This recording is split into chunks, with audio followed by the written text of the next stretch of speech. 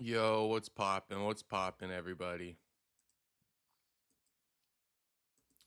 Shout out to Dunn Daughter, first one in the chat this evening. Round of applause for Dunn Daughter. But nah, shout out James Steele, Buyer Seller, MGal, Auto, Perfecto, the homie I. Shout out to everybody tuning in. Um, so what do I got for you boys today? I got some stuff for you boys. Nothing crazy. Nothing outside of what you've probably already been seeing on your timeline. But James Steele says finally here for an early one. That's not the only time you're early. LFG, sup, bro? It's your boy Mason reporting live from Florida. Shout out MGal. Otto saying, yo, what up? Hope you're having a great day and everyone else is going good too. Shout out to Otto. We're here, homies. Shout out Perfecto, the homie Perfecto in the chat. And what else we got in here? Castro keeping the streets fed. I hope so. I hope you boys are feeling, fed at least somewhat. Although it's been bleak, it's been dry. But one thing's been for certain. I've been live every day. No matter how bleak this MMA news cycle has been over the last like 2 weeks. One thing I won't do, I don't think I'm willing to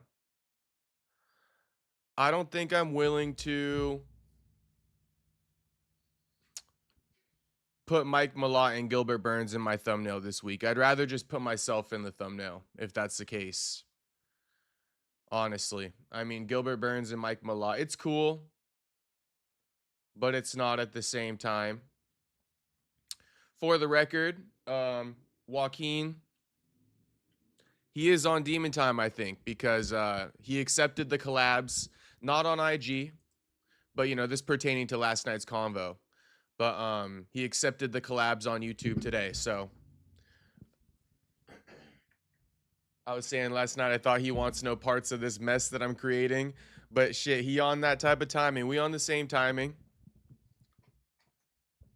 So shout out to Buck, man. We got another clip today, though. This one just surfaced. Hold up.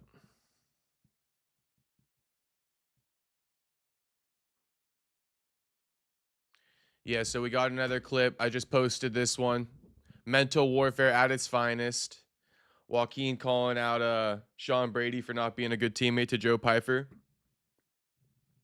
And, ducking an interaction with him at or a confrontation with him at UFC Seattle because Joaquin was there. Joaquin intentionally pulled up to UFC Seattle in hopes that he'd run into Shawn Brady, his upcoming opponent, for, his teammate Joe Pyfer's main event. And Brady ducked it, at least according to Joaquin. But the fans kind of seeing it. They saying like Buckley talking crazy. What is Buckley talking about? Brady is in camp. That's why he wasn't there. And even if Pyfer was going through stuff, you can't fault Brady for it.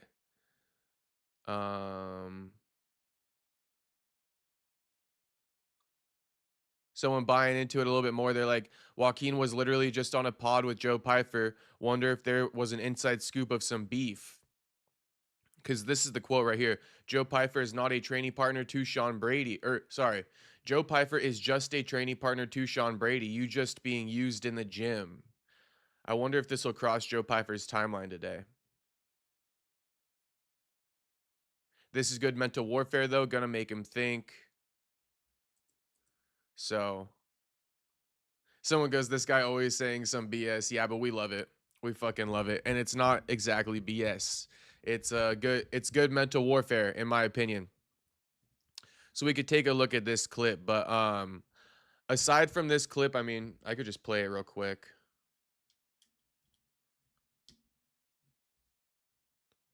The chat just sitting there. We'll get to the Nate Diaz,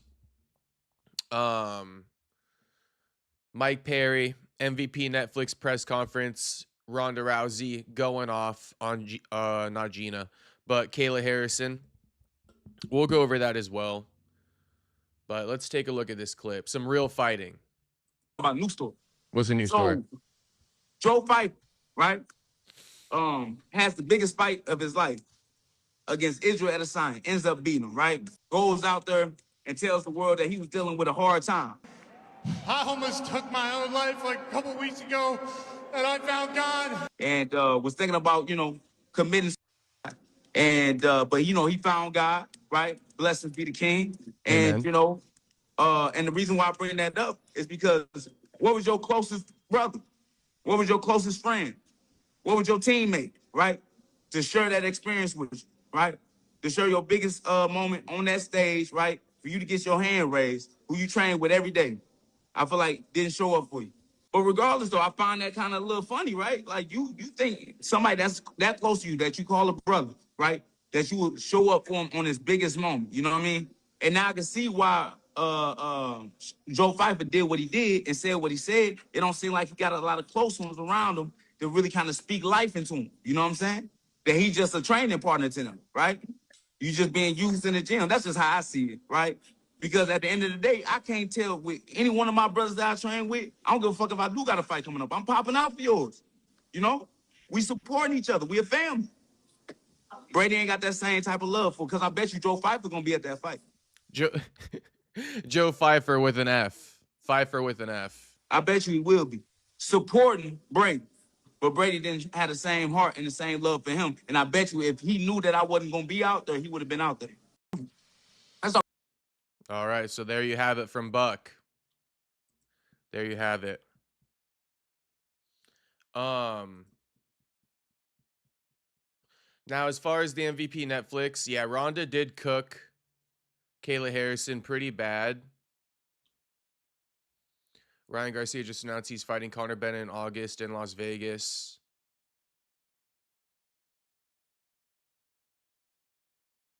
I mean, I always hate these throwaway comments being reported as real news.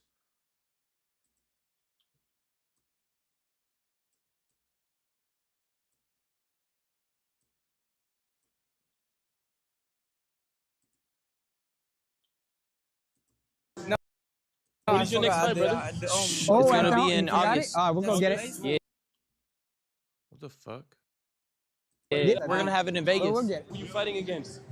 His name's Connor Ben. Okay. He's from the UK. Okay, lit. Yeah. Yeah, I boxed all my life, but I've been out of the game. Yeah, we're gonna eat that up. We're gonna eat that up for sure. I had it. Yeah, Connor's about to get blasted, It's guys. cool.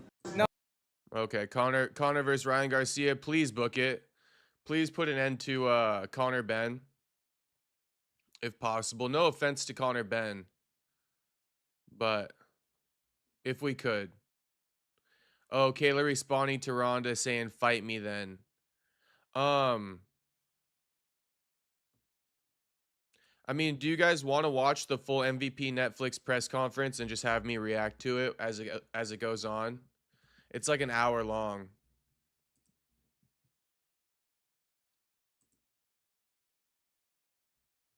We could play it in like 1.25 speed. There's some Lowry season salt on that boy. Which boy? Ronda has been extra loud lately. Yeah, so before we even go into this press conference, if I could just share, my take on things so you guys can look out for things from my perspective, right? Number one, Ronda, just truth be told, and it's like, I just got to be the guy, I guess. I just got to be the guy, but man, it's like, I don't know. Sometimes I'm at a loss for words because it's just this confusing thing that goes on where I operate on a certain ethical standard of the sport, which, by default forces me to get pissed off at this, female fight being the main event over a fight like Nate Diaz versus Mike Perry, or just in general at this point in time, these ladies getting the opportunity over other fighters, right? You can call it what you want to call it, but it annoys me. But it doesn't mean I hate Ronda and I hate Gina. two things can be true. I don't got nothing against them. I never thought about them until this fight got booked and I had to defend, the state of MMA. Just the fact that things like this are getting booked, right? It's just disastrous, bro. It speaks to a larger picture, just like how, Carlos Olberg getting the belt off, winning the vacant title off of Yuri.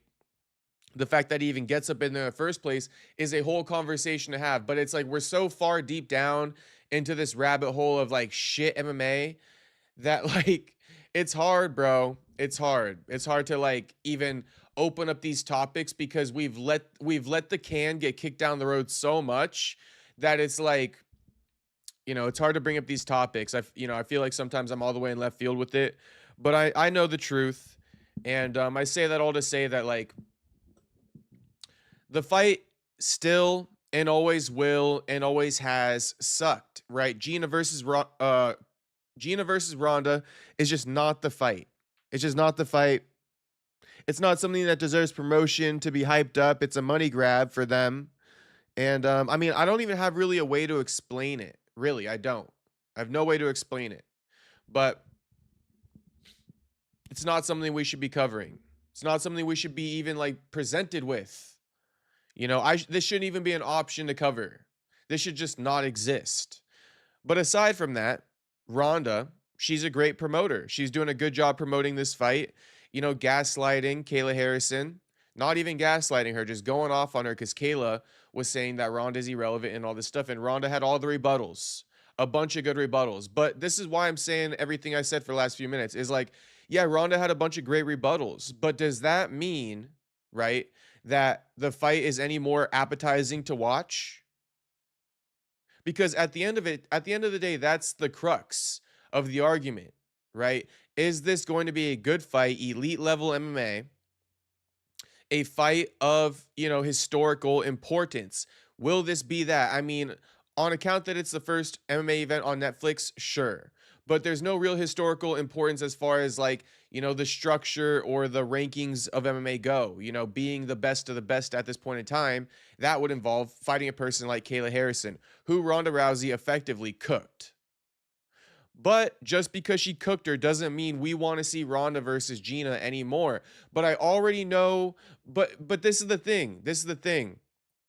I'm saying this now because I'm like pretty, I've been doing this for days on end, speaking about this fan base, maybe even weeks, bro. And I feel like I'm really onto something here. And this ties into Yuri. If you guys can just open up your minds a little bit and really, open up that perspective. That's what I would encourage you to do right now. As I share this thought with you, open up your perspective to what I'm really saying. Big picture shit. Okay, big picture shit. Juice says nobody wants to watch this shit, TBH, LOL. But watch it get gaslit. Watch all the fans start getting gaslit into watching it because Ronda's good at talking shit, right? People gonna start liking Ronda's personality on account of like a Yuri Prohaska thing that just happened this last week, right? People just ignoring blatant errors in Yuri Prohaska's, technique, way of thinking, etc., right? How he handles losses, people just ignoring all that because they like him. And then they're hyping him up. And I feel the same way with this. I feel that Ronda Rousey, no matter that I will keep telling everybody this fight still sucks. And yes, she did cook Kayla. But I just hate when MMA goes down this route of like, oh, now we're just going to jump on her bandwagon because she had a couple good one-liners. And we're going to hype up this fight. We're going to start telling these goofy-ass jokes about how I want Ronda to, beat her ass and, fuck Kayla and all. The fight turns into everything but the actual, crux of the argument, which is this elite level MMA? Is this something people want to watch, right? And then at the end of it, it gets shat on again because it never delivered, but people just rode this hype train and this narrative train of whatever is going to build off of what Ronda said about Kayla. So that's why I'm kind of saying like, look, man, yeah, Ronda did a good job cooking Kayla. But the fight still has, and always will, suck, bro. And it's not worth watching. And, I said earlier, open up your mind to what I'm saying because I'm trying to explain to you or compare two things, which is like, I don't want all the fans to start loving Ronda Rousey's personality and start, hyping up this fight when it doesn't deserve to be hyped up, just on account that she has a couple good one-liners. You know, I'm over this goofy ass shit. I'm over it. So everybody keep that same energy while Ronda continues to cook. Okay, it's nothing against anybody, really. But it's like everybody keep that same energy, you know, as far as not wanting to watch this fight while Ronda continues to cook. I'd like to see how it plays out because I think I'm probably going to be on the island once again and people are going to start falling for Ronda's, you know, political campaign she's going on, you know, and it's cool. You know, it's cool. But let me say my fucking piece. You know, let me at least say my damn piece about it. But, you know, without further ado, let's watch this. I just want to say a couple of things. Number one, Gina Carano, what personality, LOL. I mean, did you see the clip of her cooking Kayla Harrison? It was pretty good, bro. It was pretty good. I saw the clips of it online first, so I thought it might have been scripted again or something. But it was actually like right off the cuff. She didn't even know the question was coming. She just spit it all off the dome and roasted her pretty damn good. Nate said like 3 one-liners and took all the aura. Yeah, shout out to Nate. You notice I don't say anything about Nate. I don't got nothing to say. You know, Nate versus Mike Perry is actually a good fight. But what else I was going to say? Gina, she like on a bar, bro. She on like a Xanax bar. She got this flirty tone in her voice. I don't know. Gina just kind of like, I don't know what Gina on, but she on some type of bar. She too relaxed. She a little bit too relaxed. Jimmy Jam says, you're wrong again, boy. Nope. Gina is a good cook. Nate is a good cook.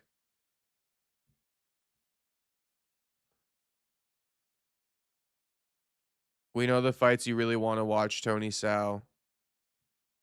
Okay, shout out to everybody. Ronda crashed out. No, she did crash out.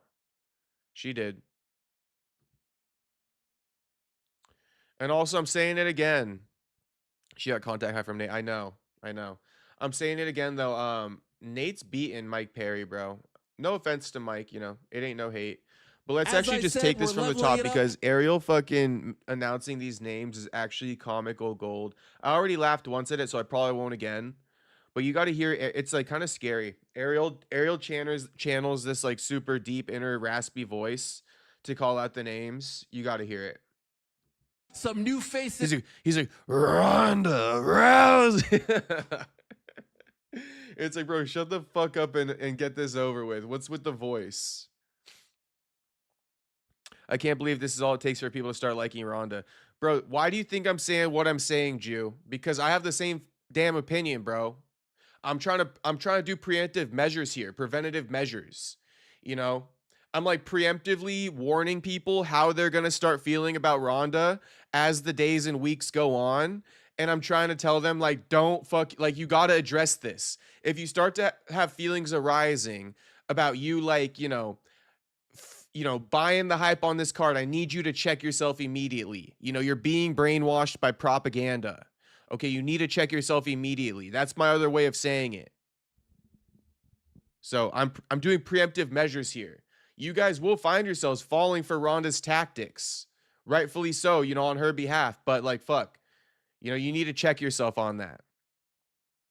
Tony Sal's fucking dying at my Ariel impression. Hey, Ariel as an announcer. Nothing will ever compare to Ariel being like, Iron, Mike, Tyson. Oh, that was insane. The way he did the iron, I was like, oh my gosh.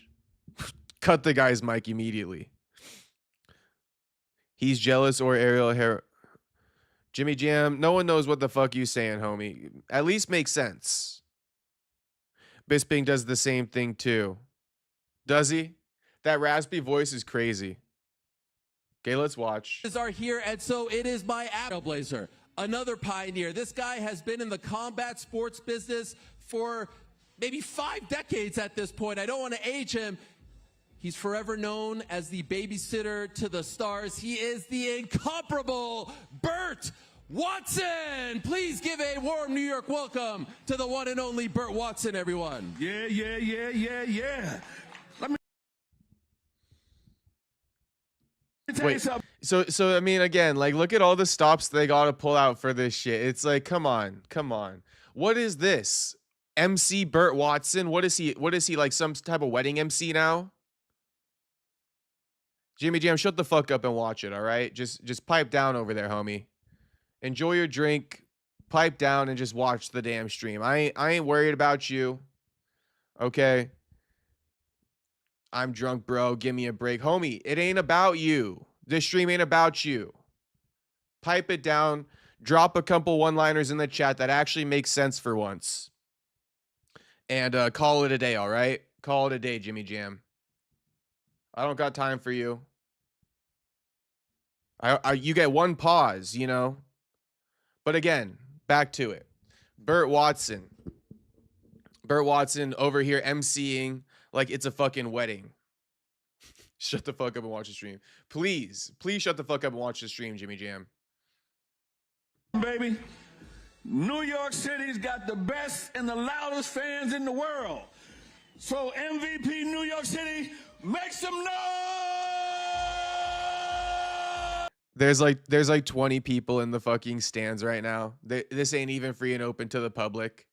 At least I don't think. Yeah!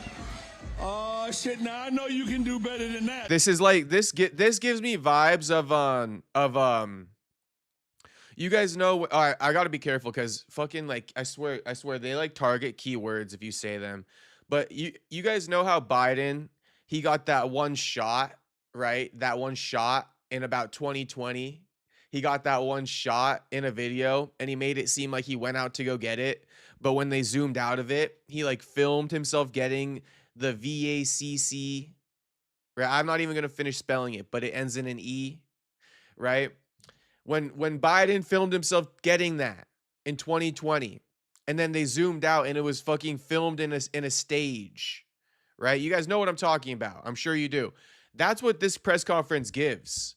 This press conference gives pure propaganda, bro. Like pure. Like, I don't think it's open to the public, number one, because nobody's really going to show up to it. I don't even think media is necessarily trying to go to this. What money is to be made by going to it? Tell me that. What money is to be made by going to this? I could make more money sitting here on stream from home, reacting to it, than a journalist pulling up to there. So,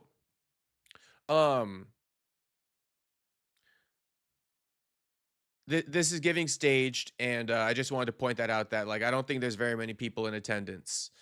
So, it's just giving that little scene of Biden getting a shot in 2020, where it's like there's all the bells and whistles, but it, you know, there ain't nobody watching or listening. Make some noise! Yeah! You can hear it. It's super quiet. It's not open to the public. You could hear the amount of people whistling. There's probably like 3. Is Burt Watson worse than Robin Black? For doing this, negative points for sure. Don't get no bigger than this, baby. You have got coming to you the best fight you're ever going to see. We got Philip Lins, Francis Ngannou. We got Nate Diaz, Mike Perry, Gina Carano, and Ronda Rousey. So G goes, holy shit. She said it's the biggest fight of all time, bro. How's she getting away with this? Honestly, the fact that Burt is calling it the greatest of all time, I want to refer to him as she too. You know, I'm going to call him a her just for that. Just for that. Hey, shout out to Franklin, though, for the $20 dono. Just dropping it in straight off the strength. No chat or nothing. Just a straight $20 dono. Big bags. Franklin drops big bags in the chat. Thank you very much, Franklin. Much appreciated, homie. Hope you're having a good one out there. But yeah, bro, how is she getting away with this, Jew? How the fuck is she getting away with this? Burt Watson needs to be stopped. Oh, no, Ronda said it directly too. Well, shit, Burt Watson's saying it as well, bro. And I mean, anyone who says it, right? Anyone who says it, fuck them. But it does piss me off that Burt Watson does it. It's like, who are you kidding? Who are you lying to? Like, how unintelligent do you think the fan base is? Real bag droppers. Shout out to buyer seller. That's why I always say this should be an insult to your intelligence. If someone shows you a pile of shit and they go, this is the best, tastiest meal you've ever seen in your life. This is chocolate ice cream. How are you going to feel? Are you going to be like, you really think I'm that dumb? Or are you going to start whistling and woo woo hoo hooing about the fucking shit that someone's trying to show you in the palm of their hand, calling it chocolate chip ice cream? You know, what are you going to do? It's like, that's what Bert just did. He's like, everybody make some noise, support us, you know, do right by us, you know, help us out, make it seem like it's hyped up. And then let me go ahead and lie straight to your face following after you do me that favor. Let me just go sell a lie right to your face. This is the best fight of all time coming up here this week, you know, blah, blah, blah, blah, blah. It's insulting. It's insulting. And the fans just don't even know how backwards this shit goes. They just get played like a fiddle, you know? They get played like a fiddle for sure. Supporting 1 minute, they're, you know, whistling and shit. Then Burt Watson gets that one line out, and then they finish whistling. It's like he effectively got you to whistle while he called it the best fight of all time. Straight played.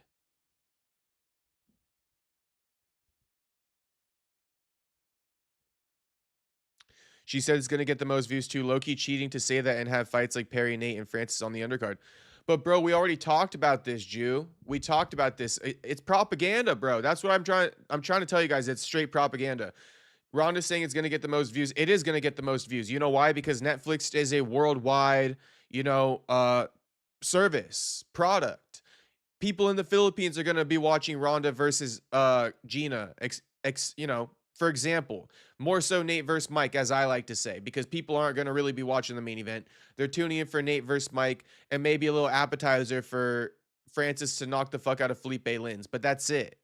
And that's why it's going to be the biggest, because Netflix has the most international and worldwide subscribers, right? Not Paramount Plus. And then Paramount Plus, right? It's only for UFC rights. It's only exclusive in the US, meaning in the UK, people aren't tuning into the UFC through Paramount Plus. It's different. UFC got deals all throughout. It's not the same as pay-per-view. So yeah, but the numbers are not comparable. It's not apples to apples. MVP Netflix will be the most watched MMA event of all time. Does that mean that it was better than a UFC event? Not necessarily. Because what happens if the UFC got put on Netflix? Bigger numbers, of course. Because more people would tune into fucking, you know, what's his name? Kevin Viejos than they would Ronda Rousey. So just let that be known too. But again, it's tough to realize that, right? If you never took the time to know these things, you would just be operating off of speculation. But I'm here to tell you that I have done the research, and it's not even hard research. Like, I'm no fucking genius for that. You know, it's one Google search, but I've had a conversation about it, and I was like, oh, let me look that up. Like, UFC Paramount Plus, like, is that related to the US, or, you know, is that international or domestic only? It's domestic only, so you can't take the numbers. You gotta add up like all the different TV network deals the UFC got all around the world, and then combine that number and compare that to Netflix. If you want an apples to apples comparison, it's just like, fuck that. You know, why even compare apples to apples? Because propaganda. Any logical person would think about that for a second and be like, yeah, let's not use that comparison. It doesn't make sense. It's not the same thing. But they're trying to deceive you because they think you're a fucking retard. Are you a fucking retard?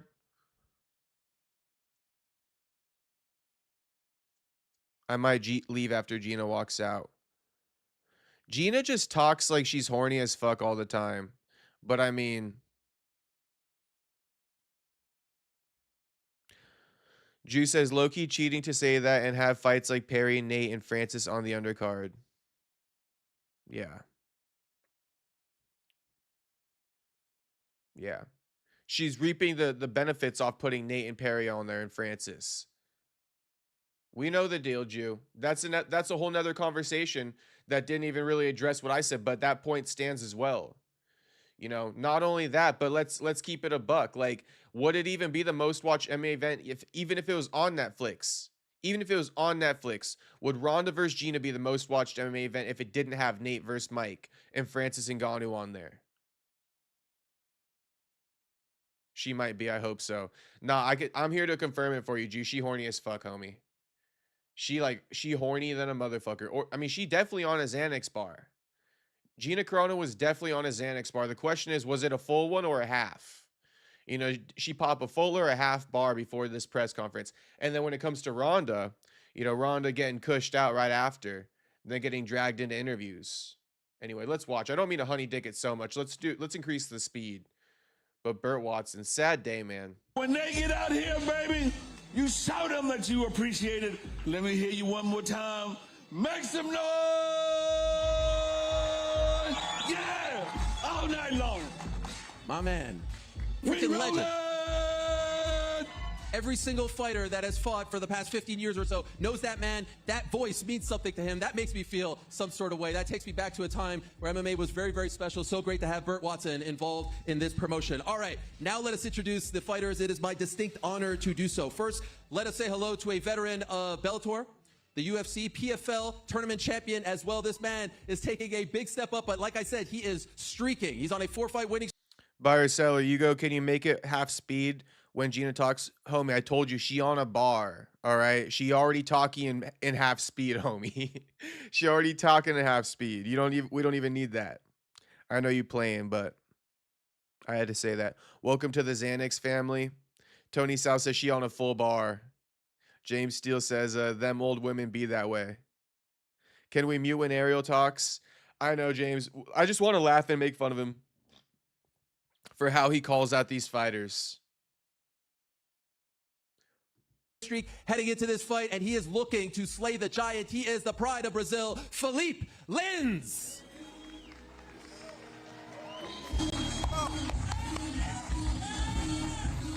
Philippe wasn't deserving of the raspiness. Felipe Raspy Lins for research fired purposes. up, ready to go. And zoom in on the Massive tits. opportunity for him, and of course, his opponent is, as I said earlier, the lineal MMA heavyweight champion of the world, the baddest man on the planet. He represents Cameroon, France, Las Vegas, where he trains with his team as well. Oh my gosh, it's so great to be in the presence of Le Prédateur, Francis Ngannou.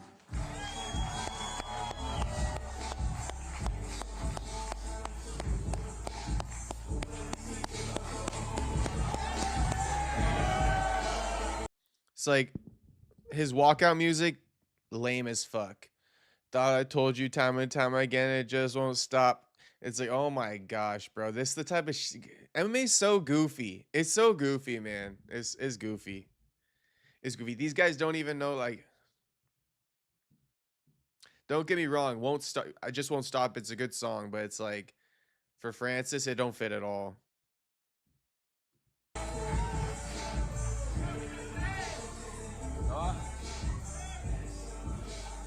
Great. You know, Nate always keeps it authentic. He walks out to some Tupac, I fuck with it, but the other ones.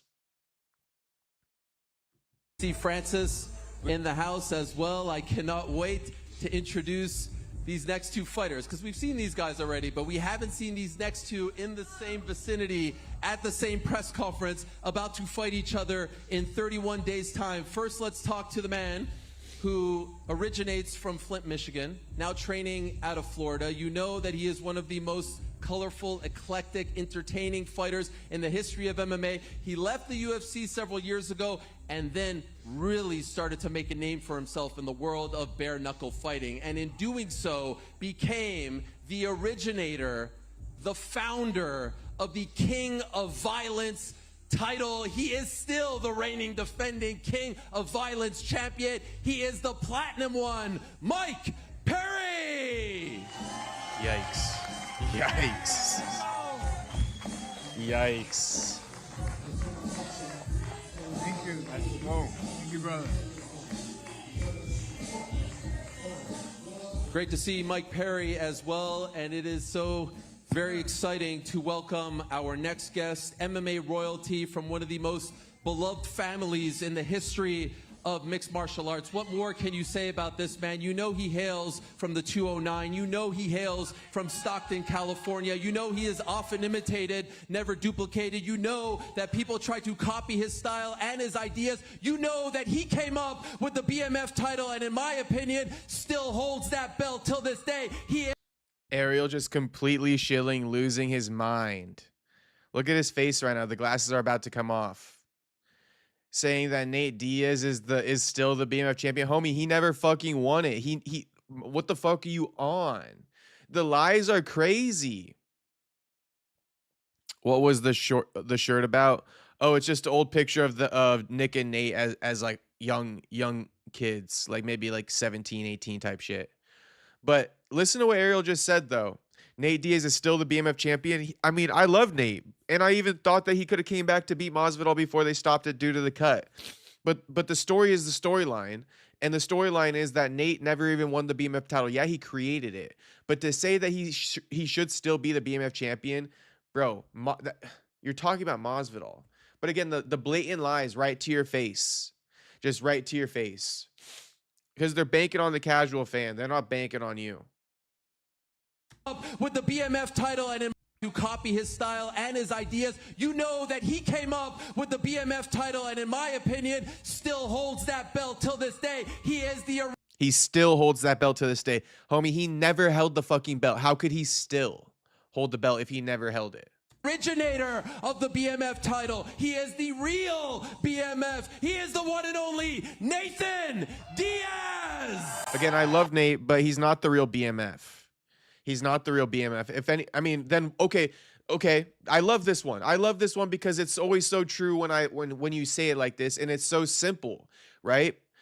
If Nate's the real BMF, then can I just ask you guys, then what is George Masvidal?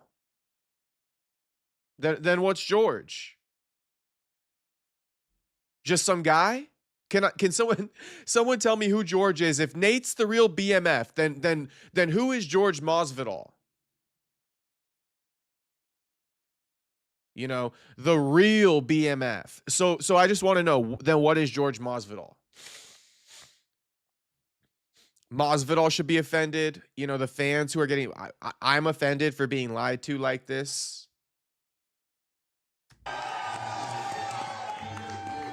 Nate's accomplishments aren't good enough on their own. Come on now.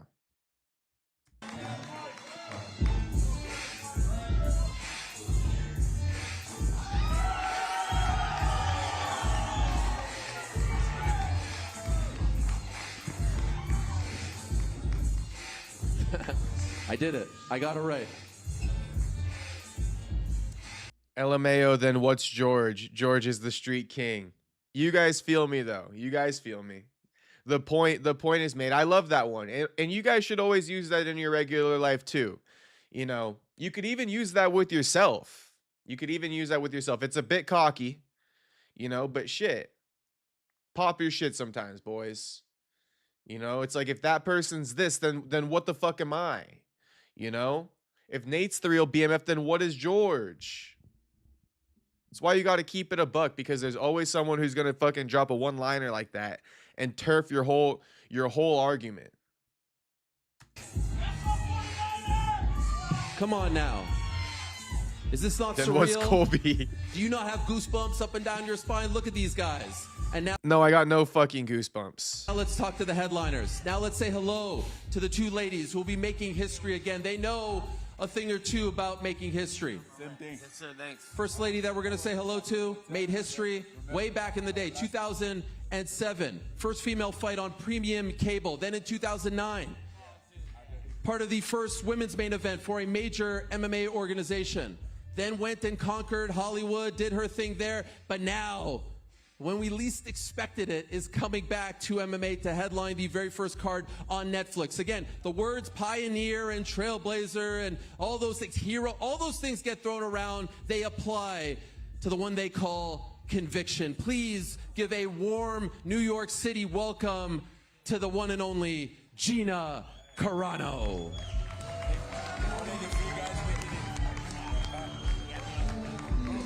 Thank you.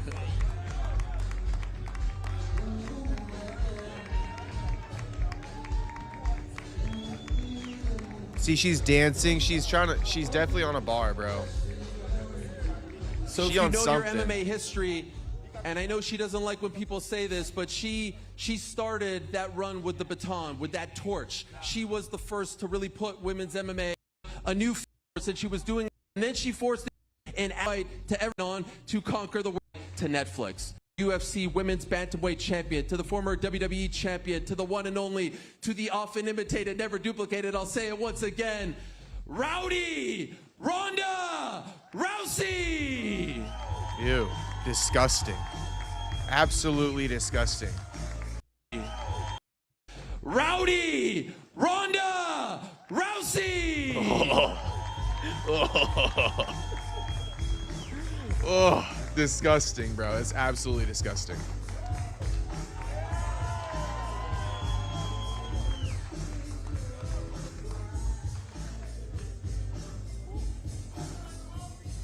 Look at this.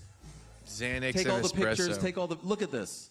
Look at these faces, look at these names. This is a massive, massive deal on a massive platform, historic stuff. And as a lot of you know in attendance, this card, top to bottom, is extremely deep and stacked. We'll get into that as the day rolls along and evening as well. Ronda, I'll start with you. You were on fire last month at that press conference, and you've been on fire ever since. How has it been being a part of this promotion, sort of leading the charge and getting everyone to know about what you want to say and what you're doing for May 16th? Well, it's actually been really fun coming back and realizing how much I love it. You know, press always seemed like such a chore before, and coming back to last press conference, I was like, you know what, I'm really fucking good at this. This is really fun, and this is a really special event. This is something that's going to happen once in a lifetime in MMA. This is the beginning of something huge, and I'm just so grateful to everybody that's on the stage today that's willing to be a part of it. Did you realize how much you missed this? Being in front of the public, talking about fighting, training, the whole thing, everything that goes into preparing for a real fight. Did you realize how much you missed this? No, I didn't realize it at all until I was on stage telling people to go fuck themselves. I was like, man, I miss doing this. I've been watching a lot of Miss Rachel. I thought you were going to say you didn't realize how much you missed talking to me as well, but we're working towards that. Gina, it's great to see you again. It really is great to see you again, and you have been on a roll as well with your promotion leading up to the fight. And so I'll ask you the same question. Did you realize how much you missed this as well? Because I feel like everything you've been saying has been so positive about the experience, about the road to this point, and so I kind of feel like you have the same sort of sentiment. I feel like I get to do this again, but like the right way, with the right vibe, with an incredible opponent. Fresh Botox in the lips. Groundbreaking, and I feel real peace and excitement about it. So it's not anxiety, it's like excitement, and that's new for me. Is there any sort of, okay, so you talk about the word anxiety, is there any sort of like nerves, because it's almost like you're starting your career all over again? It has been a while since you rode that bike. Do you feel like a debutante all over again, a rookie, or do you feel like someone who's just kind of getting back on the horse, so to speak? No, I feel like, I kind of feel like I snapped back into it, and I keep on snapping back into where I was when I was fighting originally. So I feel like it wasn't too long ago, in a weird way. I don't know if anybody else feels that way. Like, amazing. I feel like I just fought, in a way. It was just yesterday. It was just, yes. Yeah, just A yesterday. New York minute ago, as they say. Nathan, good to see you, my man. Good to talk to you. You represent the West Coast, but you get a lot of love on the East Coast, too. Are you streaming this? Well, I am now, yeah. Okay, all right. No, I saw it. You can tell people where to watch it as well. They're watching it on YouTube. Why did you make the decision to sign up for this card, to be a part of this, and to fight this man? I thought it was a big opportunity, a good thing. Hey, buyer seller, I told you, homie. In fact, it crossed my mind. I was like, wait a minute. Is this in 1.25 still? I had to double check it, to be honest, while Gina was talking. Franklin goes, usually annoyed, but kind of funny watching Ariel do this. He's loving it. He is, bro. It's low-key fucking annoying, but shit, I feel you. I feel you. I actually don't mind it that much. Like, I find when I say it's low-key annoying, it's like equally as entertaining. Just because it's like, it's almost like a humiliation ritual, a slight version of it, just because of how Ariel conducts himself. Netflix's first MMA card, and then like he speaks, he's like, oh, I'm glad Gina unblocked me, quick little celebration, getting the handshake right with Nate Diaz. It's like, bro, you so goofy, just cut all this shit out already. To be alongside these guys right here, the best of the best, especially the best of the free. We out here, and we got good opponents. Gina Carano, legend, Ronda Rousey, Francis, and then some really good fighters. He's honored to be on the card. I'm glad I'm here. Wow. That's very kind of you. I don't know if you heard that, Nate, but a nice compliment from the crowd. Weird. That's weird. True buy seller. Nate, how do you feel about Mike Perry as an opponent? What did he do to you? Nate, how do you feel about Mike Perry as an opponent? His skills, the challenges that he brings to the table. I know you guys have respect for each other. We saw you at a DBX event. talking to each other. It seemed like everything was good. How do you feel about what he brings to the table as a fighter? Yeah, I got a big task on my hands. He's been doing great outside, and he's doing the biggest and the best things out here. He's whooped the most asses, and I got a worthy opponent and a big task at hand. I'm get ready for war. Mike, good to see you again. I saw you like 3 hours ago. When I saw you 3 hours ago, you were not wearing that T-shirt, and so my eyesight isn't great, but I think that's Nick and Nate, right? Yeah, man, it's them. You know, a lot of young guys grew up watching UFC, seeing this guy, Ultimate Fighter, and now the chance to fight him after everything I've proven, the king of violence, the bare knuckle fighting, the true pain games. Like, I'm here for the blood sport, and you know, it's tough with Ronda and Gina being so professional, and then Nate doing it too, and then, you know, we gotta talk some shit, hype it up, man. Me and Nate gonna be fucking bleeding all over the place. Hopefully more him than me. So that shirt is a sign of respect, right? Yeah, in a way, it's a sign of respect because so many of the fans appreciated that these guys showed a lot of us this way, and it's also, you know, kind of, depending on how it goes, you know, I'm kind of aiming it back at them. How do you feel about that shirt, Nate? It's a nice shirt. I agree, by the way. It's pretty damn cool. Francis, good to see you again, my friend. Good to see you. Yes, I saw that you laughed when Nate said, you know, these are the free fighters. That seemed to have resonated with you. Can you tell us why? Well, it's the reality. Can you count how many fighters out there are free and can be in this sport? We were just talking about it. I'm like, okay, this is the opportunity that so many fighters would have liked to have, but which of them would be able to, like, take it if it was given to them, you know, because maybe they are stuck in a contract that for most they don't like. They are not fair treated. So just enjoy the ride. Enjoy the position that we are at. Your challenge on May 16th is a very interesting one because every one of these fighters up until you know, they're Hall of Fame fighters, household names and whatnot. Philippe is almost like, you know, the mystery opponent, if you will. He may not have the resume or the accolades that they do, but very, very tough, like I said, was on a winning streak when he left the UFC, PFL tournament champion. Do you feel like he's the one that could sneak up on you? Like, you really have to pay attention to this guy because maybe not everyone's talking about him and they all say, oh yeah, you're going to roll right through him, but he presents a lot of challenges as well. Of course, he represents a lot of challenge. I think we did a lot of mistake thinking of fighter as a household name. You know, it's not about household name. There was a day that I wasn't a household name, and I was still a dangerous fighter for any of my opponent. And then maybe they looked down to me because I wasn't a household name, and then the punishment for that didn't come straight away. So I don't want to do the same mistake. I know I think we are talking in a guy that he's more in a position to come after me than I'm in a position to go after him. So it's basically like my place, what I have. So, and I'm not willing to let him get that, you know. So it's kind of like a tricky thing, you know. People undermine the motivation, the purpose that someone will have to fight, the reason why somebody will fight, and then just think of the name. Name doesn't fight. People fight at this fight. And I'm sure, like, he's been in the gym, training. Even before this fight, he was training every day. So, yeah, I better be ready before find out about... Okay, blah, blah, blah, blah, blah. Blah. You know, this fucking charity, make sure we get these guys a couple questions. Fuck no.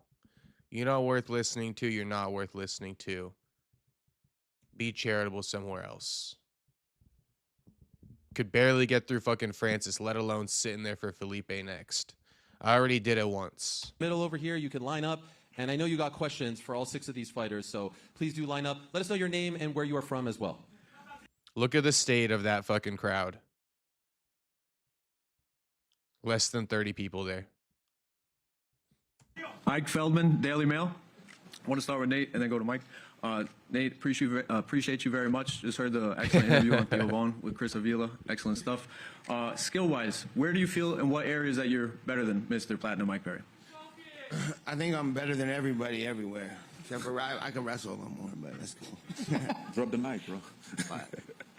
And Mike, since you fought in MMA, you've been just excelling in the boxing world, bare knuckle boxing world. Do you believe that you possess the power to stop the unstoppable? Yeah, I believe I'm going to hit Nate like he's never been hit before. I understand he's very experienced, but I believe the way the momentum is rolling, the youth I have on my side, the speed and power I have, and the energy. So, you know, I'm looking to hit him harder than he's ever been hit, give him something he's never felt. And I think I'm better than everybody everywhere, too. So let's go. Appreciate you guys. Thank you very much. All right, next up. This is Katia Vega for Revival. My question is for Nate and Mike Perry. First for Nate. Mike thrives in chaos, but you have made your career living in it. So who actually owns that space when the things get ugly in the cage? I didn't understand the question. So you're both known for knocking people out? Yeah. When things get, you know, tense and tight and in close quarters, who has the greater advantage as far as the knockout game is concerned? Hopefully I got that right. Yes. Yeah, he hits hard. He's got a knockout and better kill me. Yeah. My question for Mike. Nate fought for the BMF. You became the king of violence. So who's the real one? I mean, May 16th, we're going to collab them. And one of us is going to walk away with both. I'm going to walk away with both. I'm the real BMF fight. That's what people called it. When this fight got signed, they were excited to see the fight that they didn't get. And now they're getting it. And I'm going to be all over this motherfucker like white on rice. I can't wait to. It's crazy though. What's poppin', Space Kid? It's crazy. That's the biggest headline. I'll tell you guys now. You know, that's the biggest fucking headline from Mike Perry and Nate Diaz. That Mike's gonna be on Nate like white on rice. Yeah. The Ronda Rousey and Gina thing is coming, and Kayla Harrison, but that's the most spicy comment. Look at Nate, just hands behind his head. He doesn't give a fuck. Nate's beating Mike Perry. Nate is beating Mike Perry, guys. Anyone think otherwise? Anyone think otherwise? Poll time.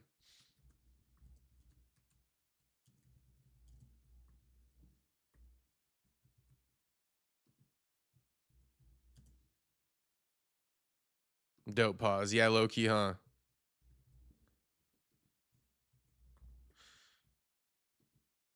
Look at Nate. He couldn't be more unbothered, couldn't be more relaxed. Nate, you better kill me, dog. He did say that. What was that? No, I said I can't wait to see them. Yes, I think we all agree. By the way, the BMF title, you know, came from you. You remember when you fought Anthony Pettis, the King of Violence? Is there another title, perhaps, on the line here between you two? RNS.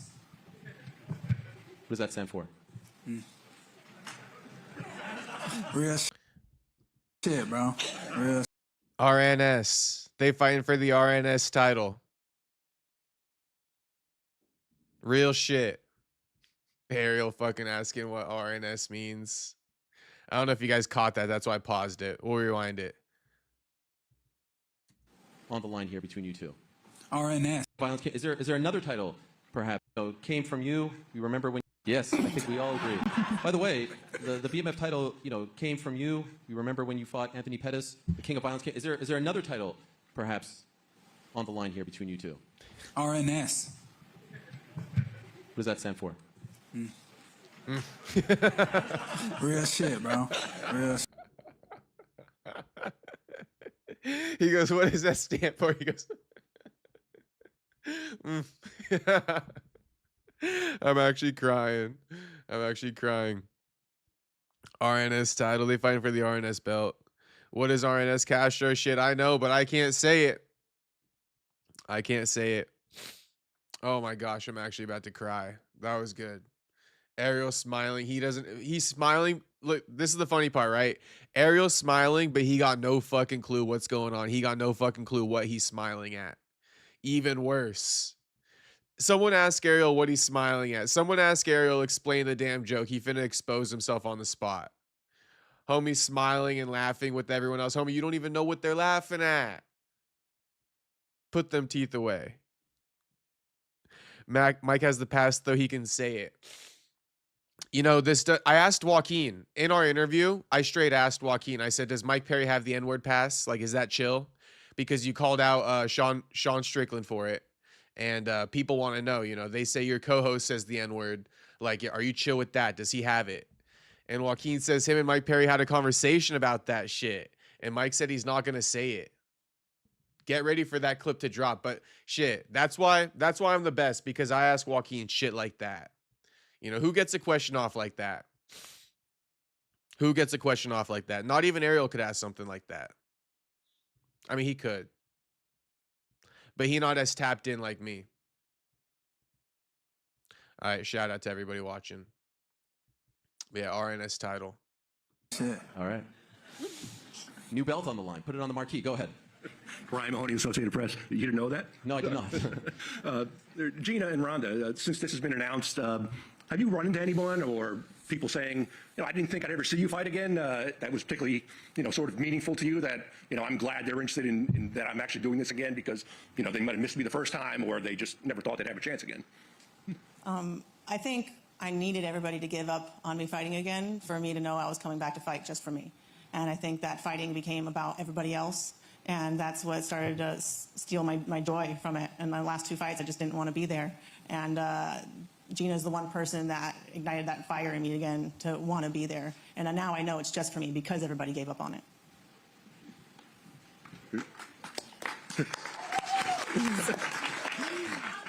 Can you repeat the question? Yeah. Just have I was just listening. Have you run into anyone who's kind of said, this is so cool, I didn't. By the way, Gina does that like for everything. She keeps asking them to repeat the question. She clearly barred out. Think I'd ever see you fight again that was interesting to you? I mean, basically everyone. I think that just coming from the last couple years were a bit tough, and to have my family look at me and say, you look healthy again, and my mom was like, are you going to do this? And you have to make a decision, yes or no. And if you do it 100%. And, before I don't think a lot of people like to see me fight, but I think that, I've never felt more close to God than I am fighting. And I've never felt so myself because all of the impurities and all of the bullshit goes away. And you really have yourself in there to face your opponent. And so I missed this feeling. And I think the people that care about me know how precious this is to get back to myself after losing myself for so long. Thank you. 1.25x speed, by the way. 1.25x speed, by the way. Ronda, I do want to ask you, when the seeds for this fight started to get planted back in 2024, she's told that story, you have told it as well, and I hope you don't mind me saying this, Gina was in a much different health place, right? Are you say that. Are you impressed with how far she's come and dare I say how great she looks a month out? I mean, you look absolutely incredible, and I'm trying to make it not look like I'm checking you out. I'm sizing you up, okay? I swear. Same. Oh my gosh. But I think, when I... Guys, what world are we living in? This can't be real. This life we live. This life we live, boys. This life we live can't be fucking real. Same. My gosh, what are we in a Disney movie, bro? Feels like I'm in a Disney movie. You guys want to hear regular speed for a little bit? I'll give you regular speed. Next time Gina starts speaking a lot, I'll give it regular speed. Look at you boys. Bro, I gotta watch normal later. Play normal real quick to compare. I got you. I will. Next time Gina speaks out a full sentence, I will do it for you guys. Horrible. It's like, same. It's like, bro. I got so many jokes to say, you know what I mean? Can I just say it? It's like, go finger each other elsewhere, bro. Get the fuck out of here. How do I hype this up with shit like this? It's like, go finger each other elsewhere. I swear. Same. Oh my gosh. But I think, when I saw where she was at, I was 9 months pregnant and about to burst. And I think I said before, you lose your bodily identity at certain points in your life. And I saw that we were in a similar spot to be able to. I just wasn't pregnant. That's a heavyweight. This is what we're coming off of. They're exposing themselves. Gina Carano is coming off of being at a fucking heavyweight female. And that's what she's going to step in there and fight as. No tune-up. You know what I mean? Well past her prime. Decades retired. 40-something. All right? Coming off of being heavyweight. Ronda just had a baby. She used the pregnant comparison to compare herself to Gina's, weight loss journey. just speaks to how big Gina Carano was. It's fine that you are this way, but you two are headlining Netflix, coming off of pregnancy, coming off of being heavyweight. It doesn't deserve to be the marquee. And anyone who disagrees with me, we know the truth about you. We don't respect you. You know, put Nate and Nick or Nate and Mike up in the marquee and I'll shut the fuck up. But who got the biggest rasp in the voice from Ariel Helwani? You know, Ariel Helwani saved his raspiness, his fake tough guy voice for peak Ronda because she's the main event. You know, he actually went more monotone for Nate Diaz than he did for Ronda Rousey. Just pointing out the subtleties of like, Ronda's getting more respect every step of the way than a guy like Nate. We know the truth. We know the fucking truth. We were going through it, and I had a friend of mine tell me, I think a mutual friend now, that he asked me, what's the best way to train for a marathon? He said, that's to sign up for a marathon. Amen. Yeah, and so I think we both needed this. We needed this goal, and I think... Just listen to it. I don't even like pausing it this much, but it's like, just listen to what she's saying. Like, get the monkey off the back, just sign up for something, just to get back into it. I told you guys in the past, this shit is so selfish. You guys don't see my point, though. Maybe some of you guys do, but I just like to say it like that, like to really hammer it in that people don't see my point. All right, but my point is this. MMA is super selfish. You know, these are these self endeavors, these self, you know, what's the word? Self-fulfilling endeavors. Gina's going to talk about it, and I'll let her say it in regular speed, normal speed.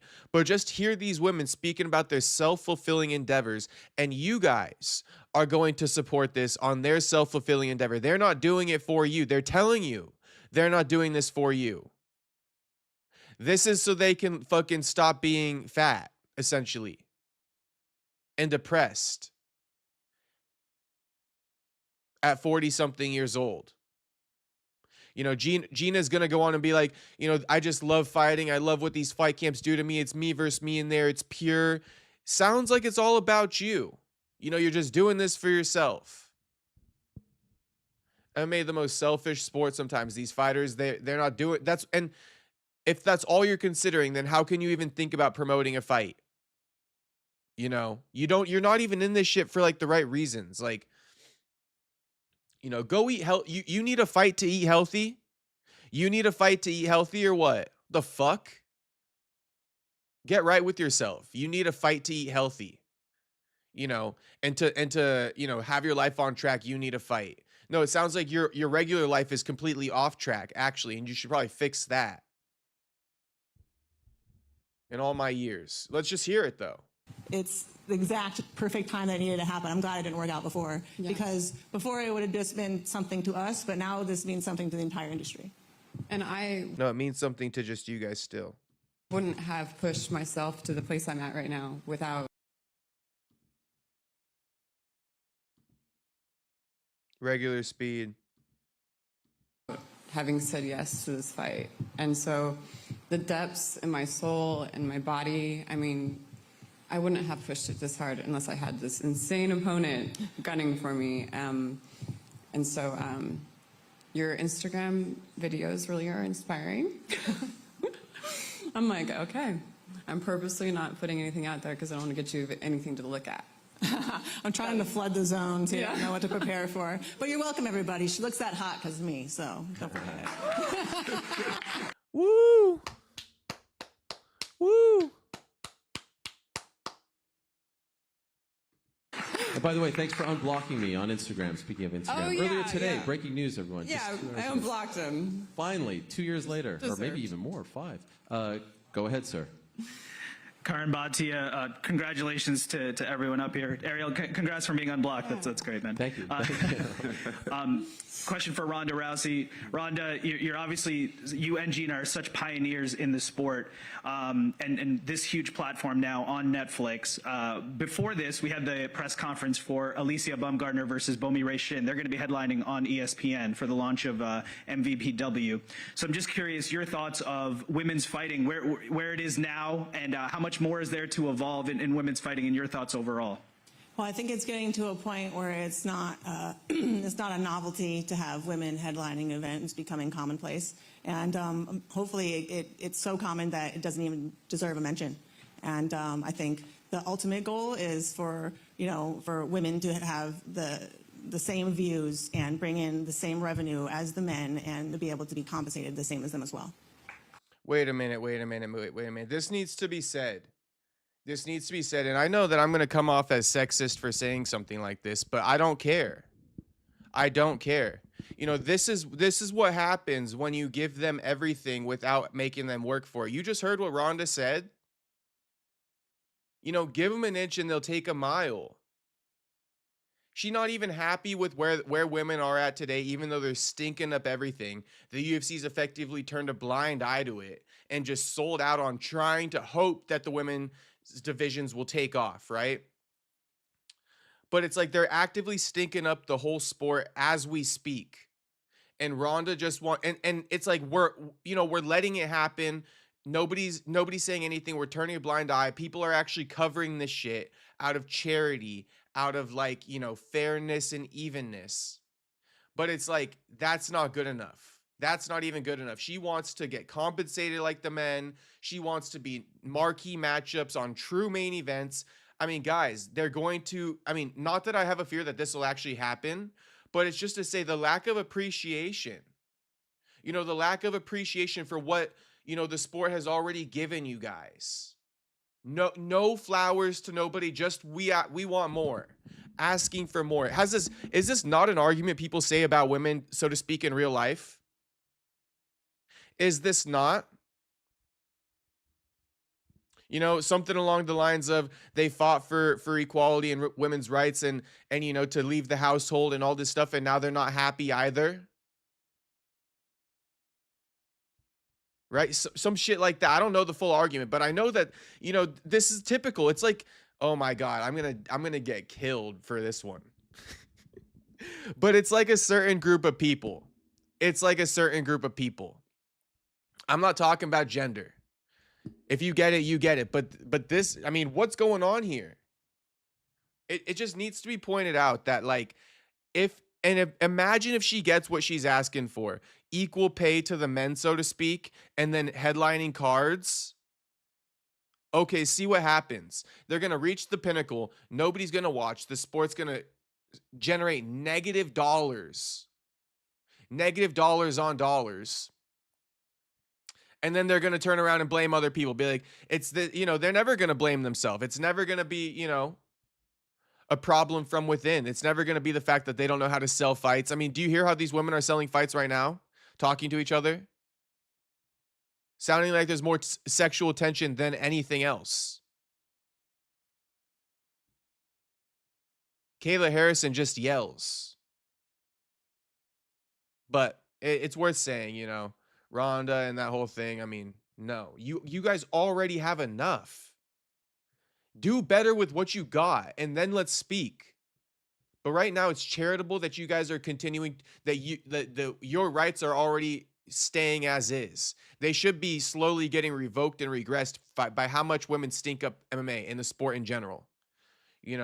And this is a criticism because it's like we criticize the men too. We say that the men aren't really working that hard either on the roster. They're not elite fighters. So I said this earlier, right? I said that if Nate Diaz is the real BMF, then what the fuck is George Masvidal? And so if the men are stinking up the sport in its own right, then please tell me what these women are doing. But that's the levels to things. That's the context to things that people don't want to have a conversation about. But when I say it like that, it puts it into context. Like, oh, damn, really? Really? Like, I know I always want to be toxically positive. Not me. I'm speaking about you toxically positive motherfuckers out there.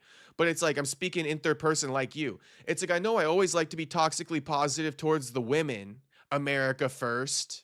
And shit like that. Whoever else fucking hypes up Gina Carano. It's like I know I always like to be toxically positive towards the women. But shit, I can't deny the fact that, yeah, some men in the UFC suck. And some that are like decent names. Shawn Brady as a perfect example. Well, if Shawn Brady sucks, and he actually not half bad, but he just sucks, right, on a larger scale of things, then what is the best woman fighter? And then you take the rest of them all together as a whole division across like 2 or 3. What, 115, 125, 135? Take them all. What are all of them? If Shawn Brady sucks and is stinking up the sport to some degree, if Charles Oliveira stunk up the main event with Max Holloway by grappling him and Max couldn't get up out of that, then what are these women punching at air? Sean Lady. Exactly. So I don't mean to rant so heavily, but there's so many contradictions that just are allowed to exist in the sport.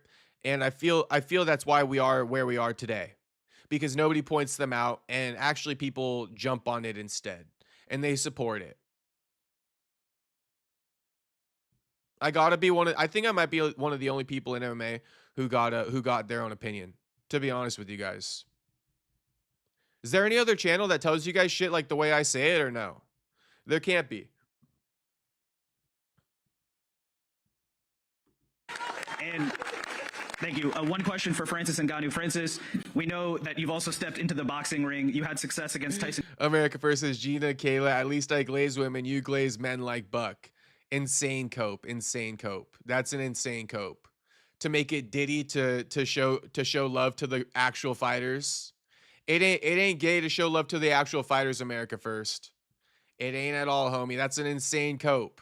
By that law of thinking, we should just glaze up all the female fighters, because God forbid we glaze up a man. Fury knocking him down. It's a fucking male-driven sport. Tyson recently fought on Netflix and won. Come on. Let me walk someone else down right now. Who got more for me? You got anything else for me?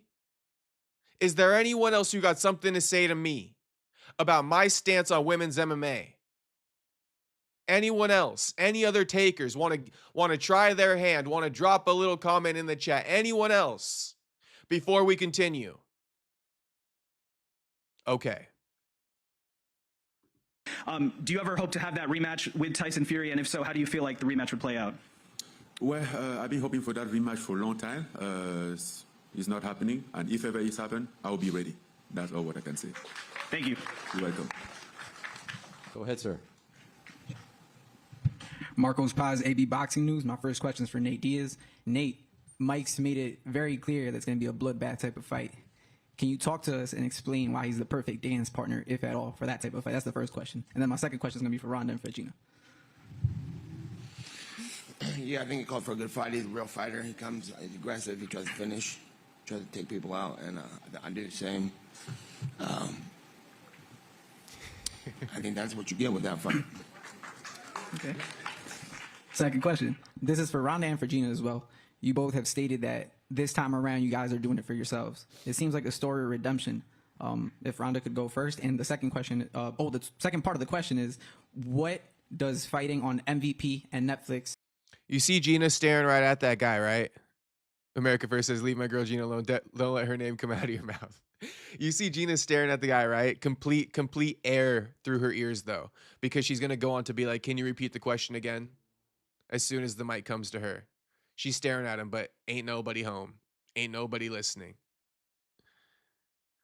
Franklin goes, no, I got nothing. Women's MMA sucks, but I feel it's finally getting phased out. No good fighters. Finally. They're at the final straw, and Ronda's trying hard to get that push back. You know, that little bump back up in the stock price. And I'm fighting tooth and nail to keep it down. I'm straight fighting tooth and nail to keep it down. And then Andrew said, do a poll. What would the poll be? If it's just what's better, women's MMA or men's MMA, not even worth it. We already know the fucking answer. Drag says blank is going to win. I mean, you got to drop a name in there, homie. Nate ready to fight in the alley, damn alley cat. Do for both of your careers in comparison to the past experiences you guys have had in your careers? I think that that fighting for MVP and on Netflix, it makes this fight bigger than us. And it's a game changer for the entire industry. And I think that this is everything's going to be different for all of the fighters after this. This is an experiment that Netflix is undertaking. And I think that we're going to outperform every single expectation on this card. And I think that UFC is going to have somebody have to bid against in the future. And the fighters are actually going to have some bargaining power. And this is part of us taking our power back. There you go. And the second part is the same thing for Gina as well. Just repeat it for me. Oh, okay, yeah. Just repeat it for me, please. I'm barred out.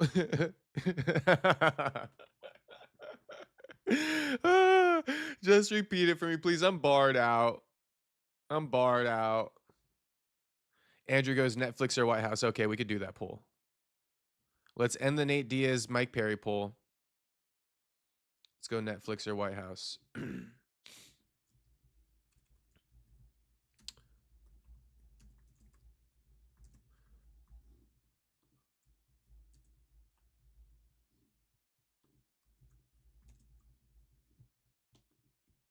This girl don't listen for shit.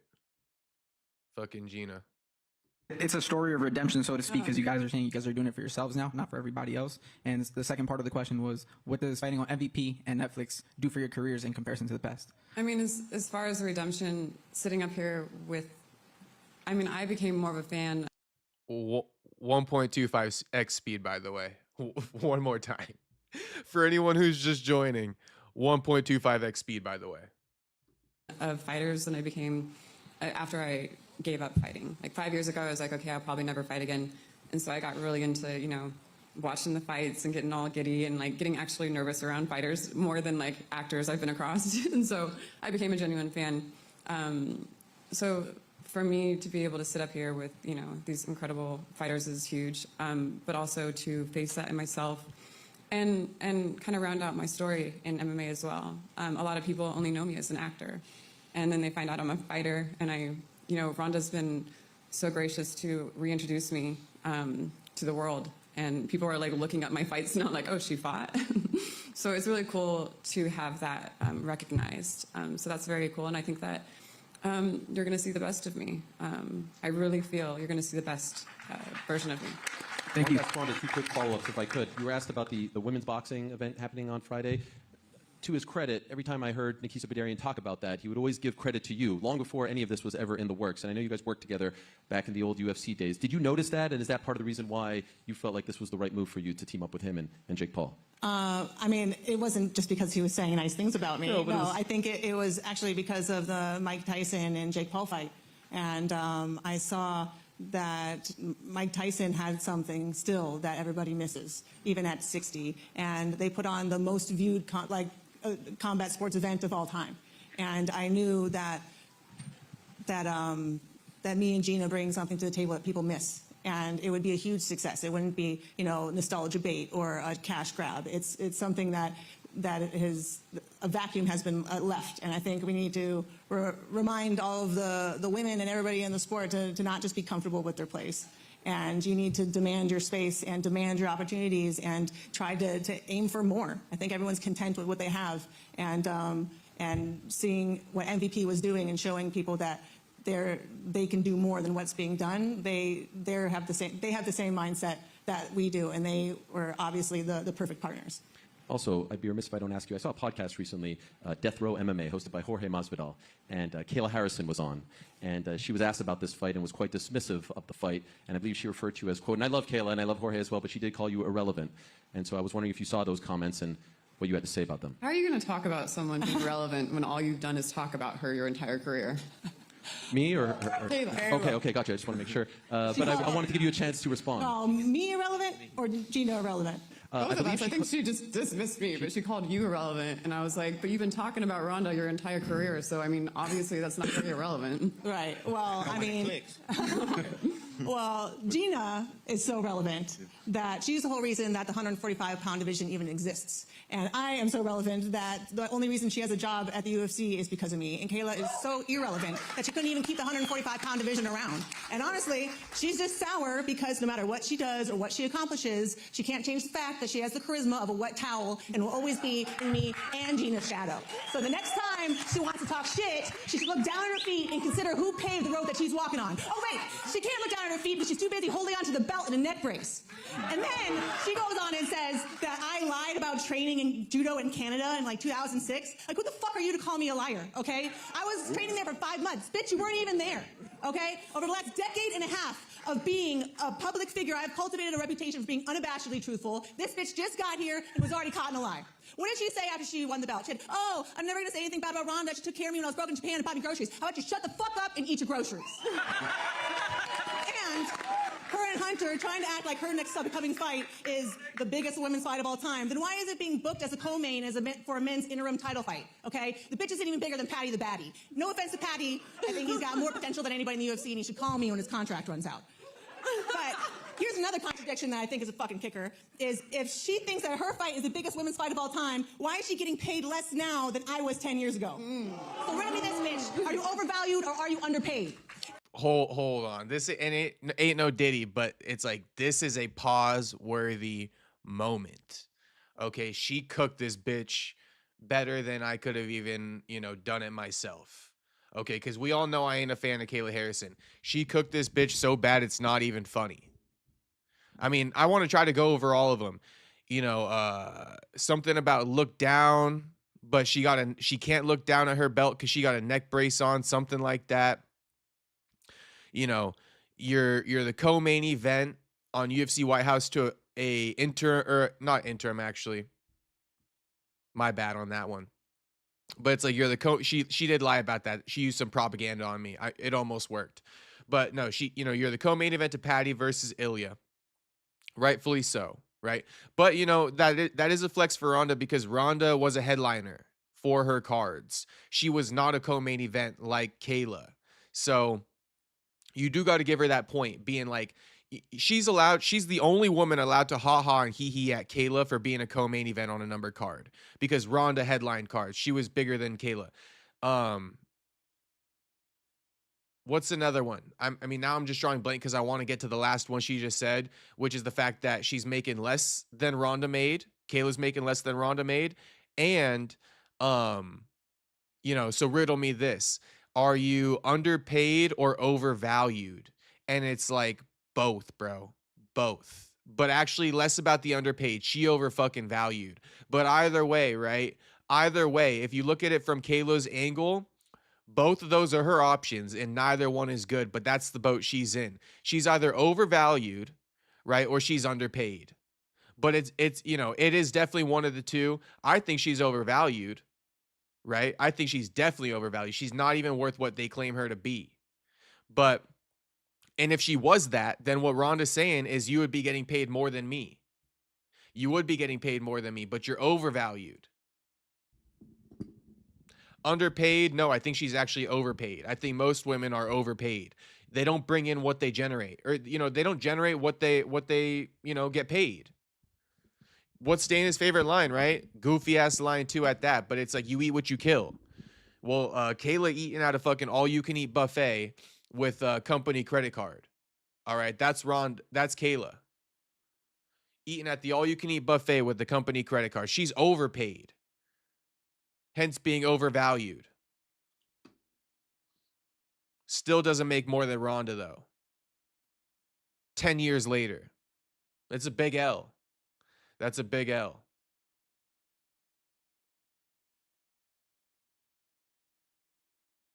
That's nasty where Kayla should not say shit. Whoa, she's going in. Ronda number 1. Ronda's all talk bitch wouldn't get in the ring with Kayla. Bet. Again, America first. It's like, that ain't even a comparison. Tell Kayla come see Ronda when she was the best. Where was Kayla then? I don't like it when people even say like, oh, Ilya would fuck up Conor. It's like, relax. We want to see prime on prime. It ain't no flex. I see people saying like so-and-so would knock out something. It ain't the flex you think it is. But Yeah, she cooked Kayla to smithereens. Juice says, She's still women, though. Yeah, she is. Is this the roast of Kayla Harrison? I think so. And what really pisses me off more than anything else, yeah, I'm not fucking done, is how small she thinks. This is not just the biggest women's fight of all time. This is the biggest MMA fight of all time. It's going to get the most views on the biggest platform, on a card with the biggest stars, and it was all assembled by and will be headlined by two women who dare to dream big. And this dream is going to bring more opportunities and greater revenue share to fighters than they've ever had before, because this fight is bigger than just me and Gina, and it's bigger than anybody on this stage. It represents an unstoppable force of change in. Look at Ronda and her little muscles just going off. Here, let me bring down the screen. Look at her and her little muscles. Honestly, I didn't really watch it. I went on a walk and I listened to this shit. But let's just rewind. Look at Ronda and her little muscles just going off. This industry. Hold up. I'm just like staring at her buys and her traps mostly. To be honest, while she's talking. Let's take a look. Share to fighters than they've ever had before, because this fight is bigger than just me, and it's bigger than just me and Gina. Anybody on this stage. It represents an unstoppable force of change in this industry, spearheaded by the fighters themselves. Bet your fucking asses is the biggest MMA fight of all time, bar none. You bet your fucking asses, bar none. It was good. It was good.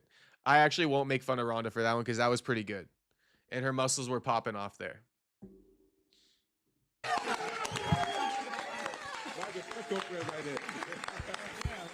They're all saying we can go home. Everyone pack your bags, go home. Ronda sold the event.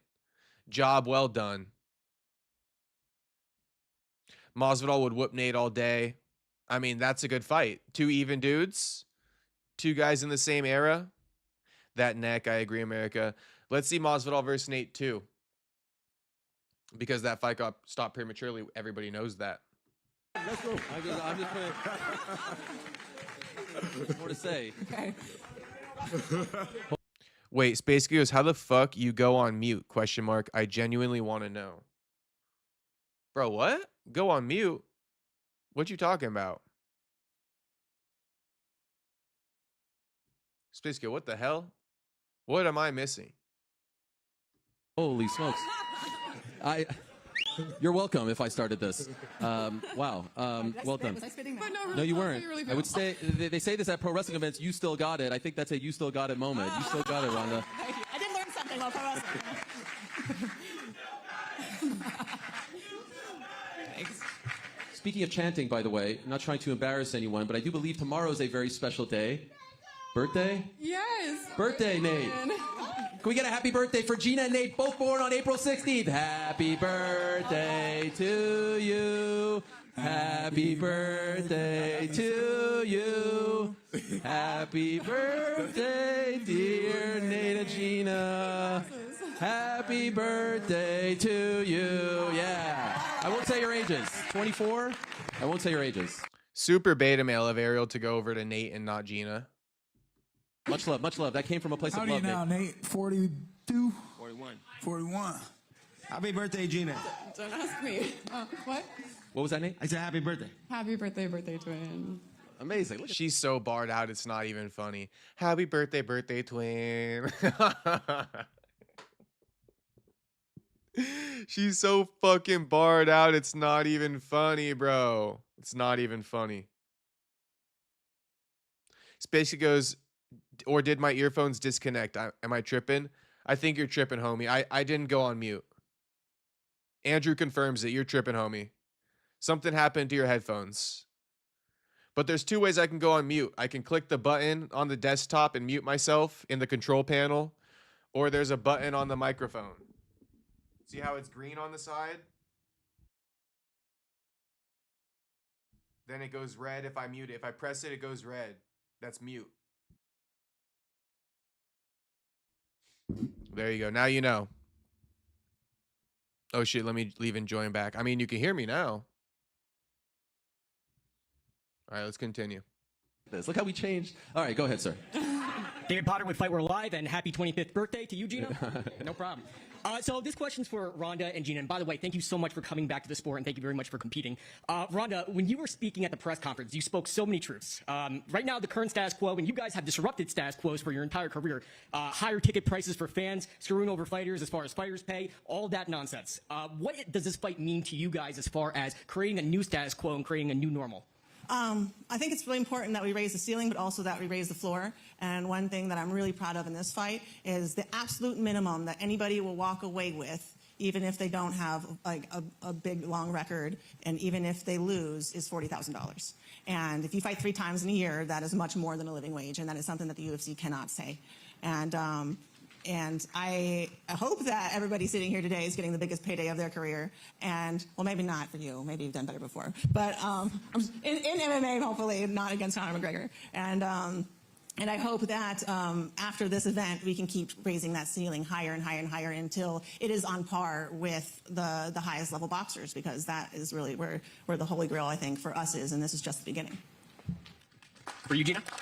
Well, I was headlining with Cyborg, and I got paid $120,000, and I was like, woo! Oh, nice. My first professional fight, I got paid $1,000, which, you know, amazing. To see how far the sport has come, and Ronda just like knocked a bunch of those doors down.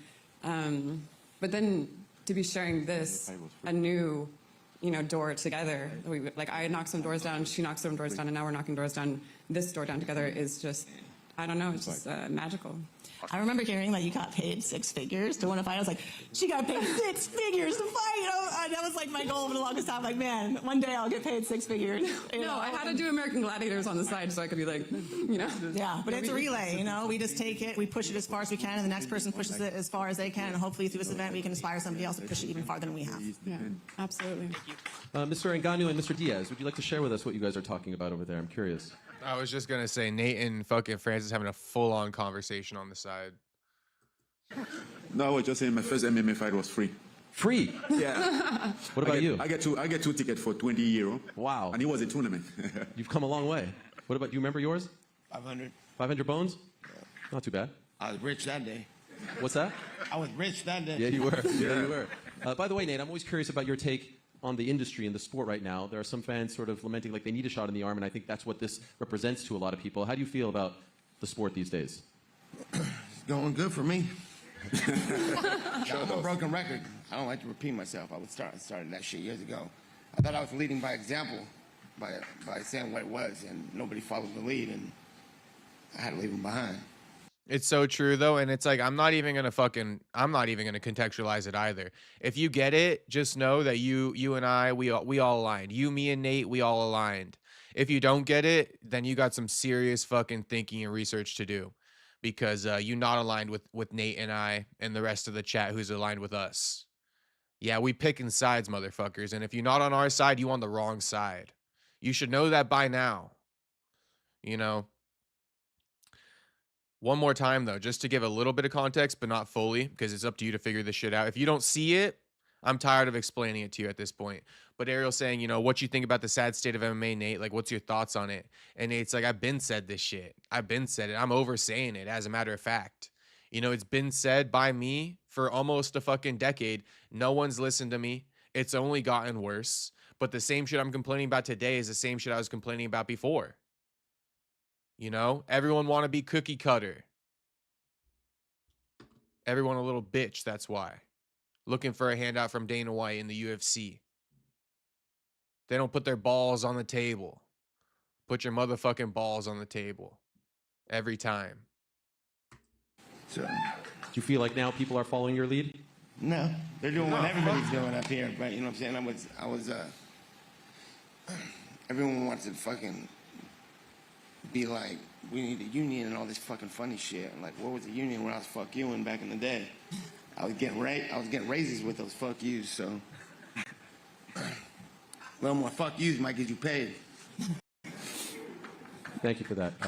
One more media question here, I don't sir. like to talk about this shit. You gotta feel me. I think he has been a leader. He's just not admitting to it. And everybody on the stage is a leader because they took a stand and they said no and that they're worth more. And the reason why we're all here together is because all of you led the way in your own way. Hey, you know how many raises I got for saying fuck you? More than doing what I was told. I said too much. I don't know if everyone can get away with that. I think you have a special ability to do so, but it is a good life lesson. Go ahead, sir. Greetings to all. My name is Andres Gomez with Cornerman Boxing, and my question. Not really. Josh Hokett's doing the same thing Nate's talking about right now. For Francis Ngannou. Champ, you competed in the prestigious heavyweight division against Tyson Fury, Anthony Joshua. As a prize fighter and pugilist, what helped you grow the most? What lesson? And can we expect a knockout on May 16th? What's the definition of prize fighter? With the definition of getting paid?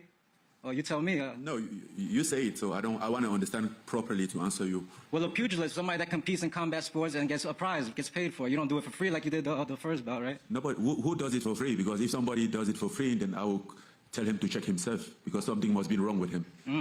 But what did you learn as far as a combat sport combatant? What did you learn from that boxing experience that'll help you grow in the MMA? Well, I think it's the same thing everywhere as an experience. You know, you cross over, you learn something, you start something someday, you learn from it, and then you keep growing. You know, tomorrow might be something else. I'm still learning something else today, maybe how to do some business. Life in general is just a matter of learning. You know, we keep learning, we keep improving, and then we keep. The good thing is that we lay on our past experience for whatever we are doing next. So yes, he does help me understanding better and also appreciate what I'm doing. You know, and the good thing about it is just like everybody here, I was doing it as a free man in the free position. So I think I enjoy it more as I'm enjoying this one now. I enjoy fighting now than I was enjoying my last few fights, you know, because now I'm in peace. I'm just here because I want to fight. I'm not here to fulfill something, to please somebody, because I need something. No, I'm just here because I want to do this. And then just like all those guys, which is the great position to be. And I wish so many other fighters can have the opportunity to put themselves in that position, that when they only fight for the pleasure, but not for the pressure. And can we expect a knockout in this next fight, or what do you think? Well, to be honest, from my side, I'm working on it. Now, it's going to be two of us. It depends on what he's going to have in hand. We're going to figure it out, but that's my goal. Thank you, Thank you, sir. Appreciate it. Welcome. Felipe, I want to give you an opportunity, like I did a month ago, to say something to your fans in Brazil, who I know are excited about this opportunity for you, so you can say anything you want to them in Portuguese. Português. Fala, meu pessoal do meu Brasil querido. Eu queria mandar abraço aí para vocês, por toda a torcida, por todas as mensagens que vocês têm mandado aí para mim. Muito obrigado de todo o coração. Queria fazer mais uma vez o convite de vocês estarem acompanhando esse grande evento dia 16. That's enough for you. You don't get to speak. And in Brazil, I have a lot of fans in Brazil. We're moving through this whole thing at this point. And in fashion over in KSW, coming over against, I think, a teammate of yours, Gina, Kenneth Cross. Big opportunity for him as well. The undercard is great. Muhammad Makayev against Adriano Moraes. This fight, as you expect to... Fucking bring it, shit. Well, he sounded pretty tough over there, saying I better fucking bring it, shit. You know, I'm gonna bring it. I mean, it's cool. We're here with Gina and Carano. Ronda really brought, when she started talking about, you know, it's her against the industries. And it's really cool to be on this and be a part of that with people getting taken advantage of across business. But, you know, and they talked about the money, and I can't help but say that I thought, fuck the money. We gonna fucking get in the middle. That's where it's at. So that's why we fucking love Mike, though. That's why we love Mike. That's why you're fighting Nate, Mike, for that reason alone.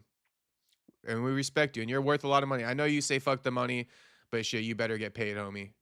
And you will be getting paid, so. But that's why we love Mike. That's my final thought. We get in the middle. I appreciate that, Mike. Wow. Amazing stuff by all six of you. We're going to ask the fighters if they can go to their respective sides here, and in a matter of moments, we'll have them face off in front of you. Again, May 16th, live and exclusively on Netflix. Thank you so much, Ronda, Nathan, Francis, Gina, Mike, Philippe. Tremendous. Drew goes, damn, bro, why you do Lynn's like that? Because he's not good. He's not good. He's not worth listening to. It's time I'd want back. I don't want to waste my life. If I wasted a minute on everybody like a Felipe Lins that got propped up, we would just, I mean, my life would be complete and utterly wasted, bro. You know, it just gets to a point. It just gets to a point. If I sat there and listened to Felipe Lins speak Portuguese at that, even if it was English, he was getting skipped. But it's just like, it would have been a minute of my life I wanted back. That's why I skipped it, you. Is that mean? Is that rude? Well, then shit, go make a name for yourself, homie. I'm tired of this shit. I'm fucking tired of it. Getting glazed over because they fucking fight, bro. Super goofy.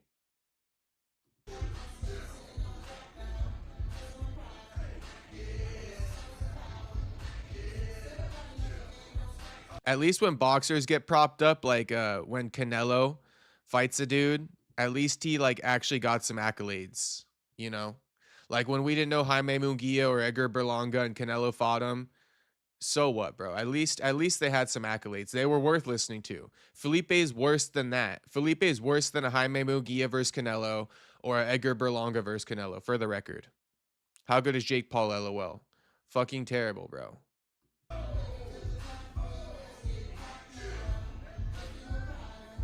Jake Paul probably outstrikes Felipe Lins, though.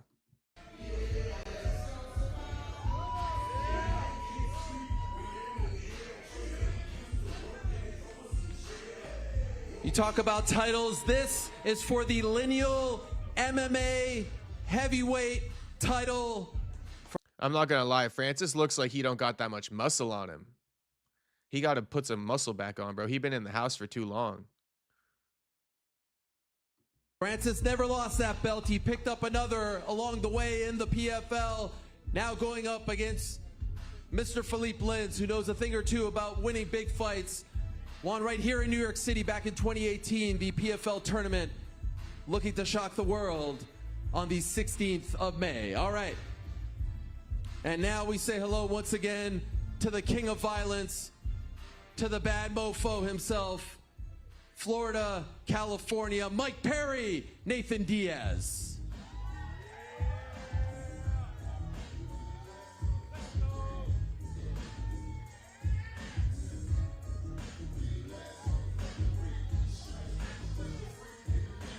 Nate left.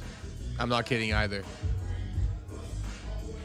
They're getting him back. Nate Diaz had to go to the bathroom. So we will get back to them in a moment, because I think the fans are owed that face-off. And so, Mike, I apologize for that. But how about this dude right here? How about the king of violence right here? Shut the fuck up, How Ariel. about the man who went to BKFC, won every single fight over there, did his thing, stepped up, fought Jake Paul, and now is returning to mixed martial arts to fight Nathan Diaz on this massive stage on May the 16th. He is on his way. He is on his way. I've done enough killing of time. Here's Nate Diaz. Give it up for the true BMF, Mr. Nathan Diaz.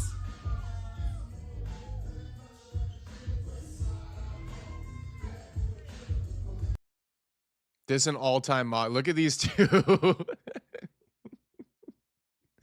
Look, this is an insane mog by the both of them. Look at these two. This is just... Can I put this on a frame, bro? Can I get a picture frame of this shit? Look at these two. Look at them. This is the best freeze frame. This is the best freeze frame, though. Look at them. Straight dogging each other, but they're looking fucking a little bit old. Nate especially. Nate just looking like a blob, bro. No offense to Nate. I love Nate, but look, he got like no fucking neck on him. That's what I mean by a blob. I'd be reaching for the wall in the dark room and never find it. I do that to try to find the fucking toilet. I refuse to turn the lights on. I'll just piss on the floor low key. Is that crazy? I'll clean it up in the morning. I don't actually piss on the floor, but I might dribble a little bit. Nate, my boy, but damn that posture, SMH. I wonder what JT Lyons got to say about this one. I wonder if the homie JT Lyons got to say. The straight line theory. Who wins this mog off?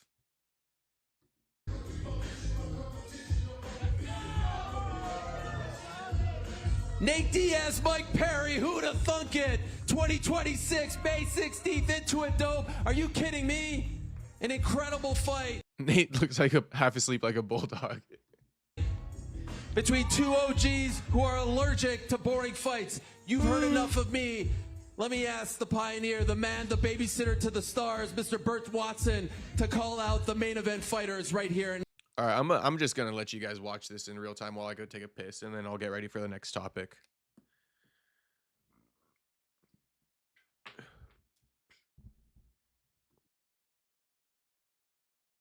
Now, come here, Bert. Oh, you know we got this going, baby. Now it's time for the best in the world. It don't get no bigger than this. Guess what, ladies and gentlemen? We rollin'! Yeah! All night long, baby. Ronda Rousey!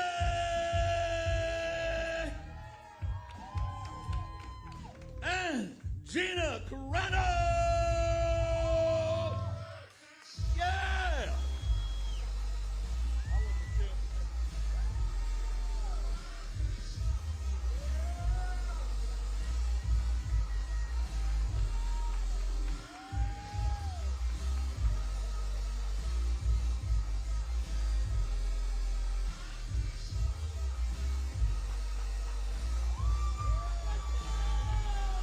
There they are one more time. Ronda Rousey, Gina Carano, May 16th. We'll bring out all the fighters one last time. Live and exclusively on Netflix, the biggest streaming platform in the world. A can't miss, historic mixed martial arts event, the very first in the history of Netflix.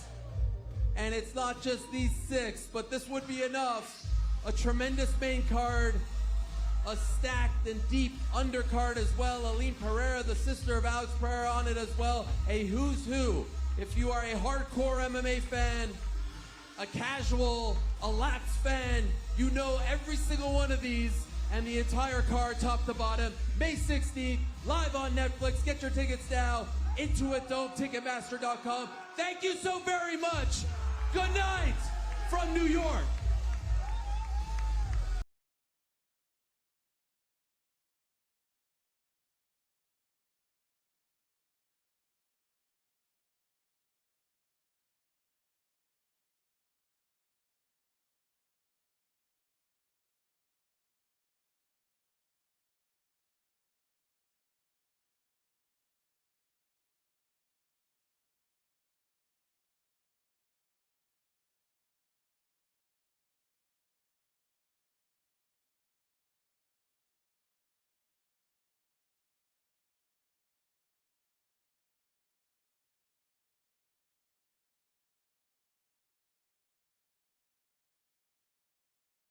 Shit, my bad, boys. My bad.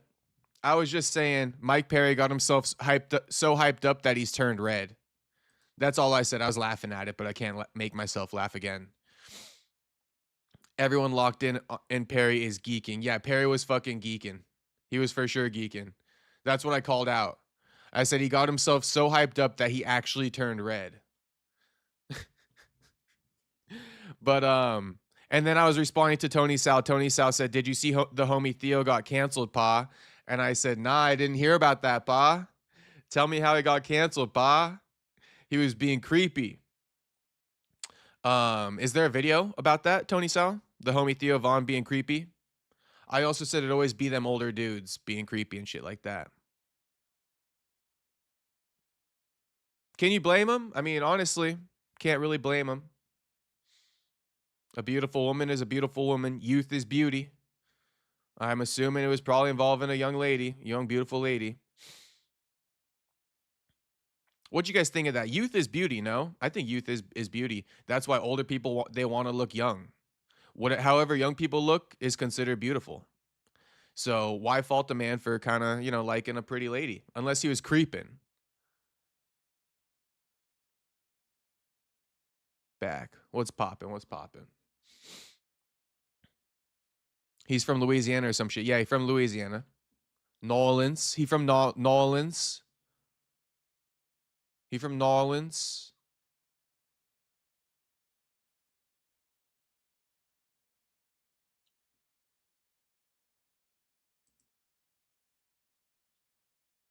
Not Theo Vaughn. Yep, Theo from Gamello Flame stream. Oh, not Theo Vaughn. Bro, who the fuck is Jamello Flames? How Tony Sal, what?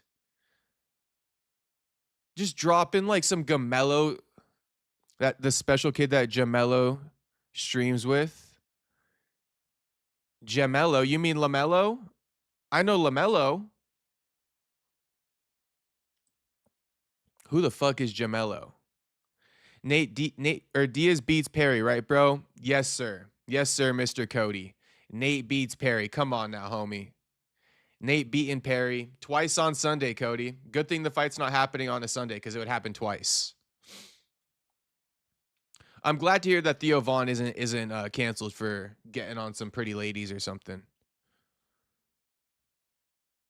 Jello. Haha. No, I got no clue who Jello is.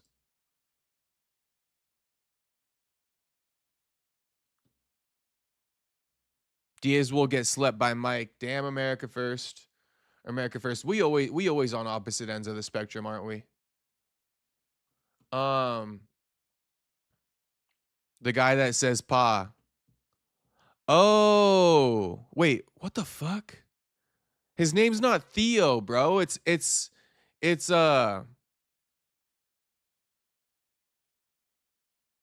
name's Kevin or something. Theo from Gemello Flames. The special kid that Gemello streams with.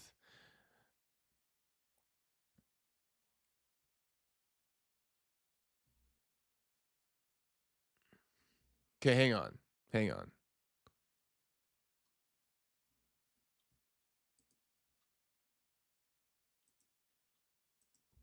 His name is Christian. Christian Guevara. So I'm confused. Who's Jello? You know, is it one of these guys? Look at this band of fucking misfits. It's like I would literally not. I mean, I would. Of course, I would beat Flame's ass. I don't care if he's a boxing coach. I'm beating that ass. But it's like these two, line them up back to back. I want back to back fades with these two, just for the fucking, just for how they're looking. Theo is a special kid they stream with. Oh, okay. Shout out Tony Sal. You tapped into that lore, homie. I'm not that tapped in, but at least Flames ain't got no beef going on. At least Theo Vaughn ain't got no shit going on. So I'm happy to hear that. The guy Theo, I mean, I know he's special, but shit, not worried about him. LOL guy in the middle. Look at it. He got like a little tattoo above his knee. Just a few letters. Looks like scribble. This guy putting his hands up, buyer seller dying laughing.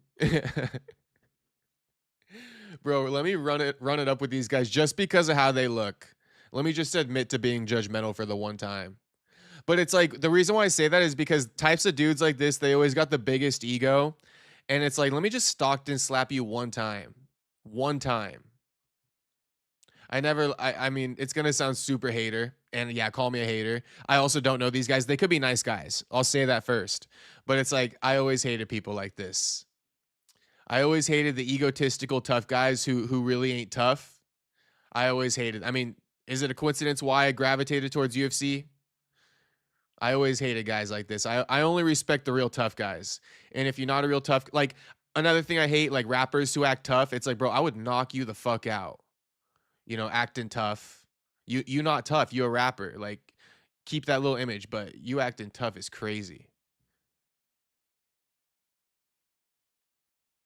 How much you want to bet on Nate getting KO'd by Mike?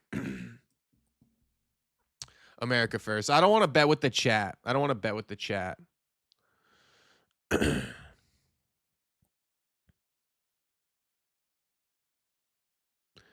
Continental breakfast.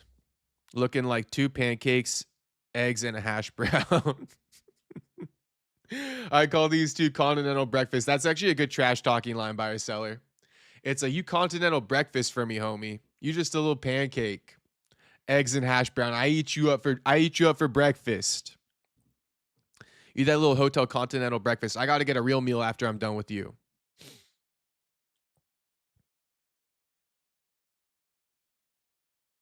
Otto goes, I just looked tough, but I'm polite as hell, and I try to be polite as hell to everybody.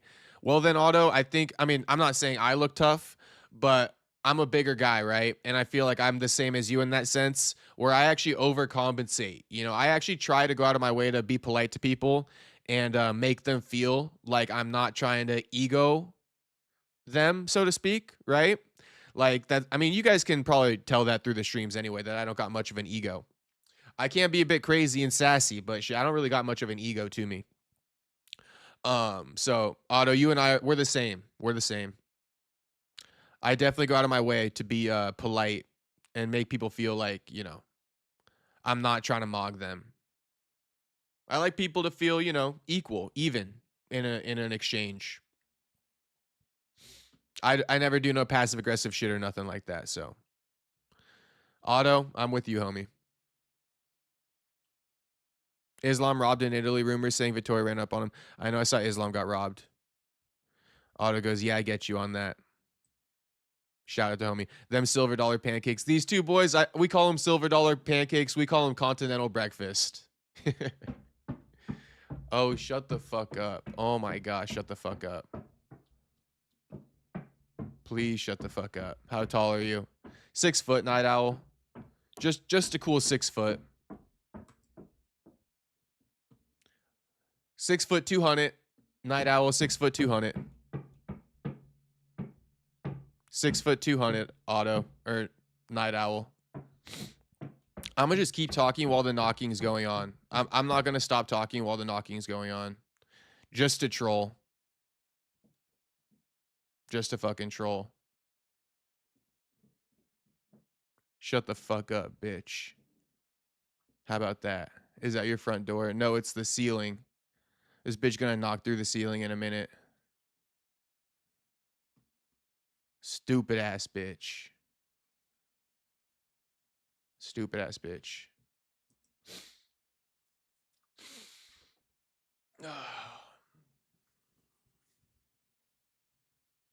Drop the addy. I'ma send someone to your neighbors. Shout out to buyer seller. Please, homie. Please send someone over here to put, you know, I'ma just, don't do that. Don't send no one over here just in case, you know. We're committing a comedy skit.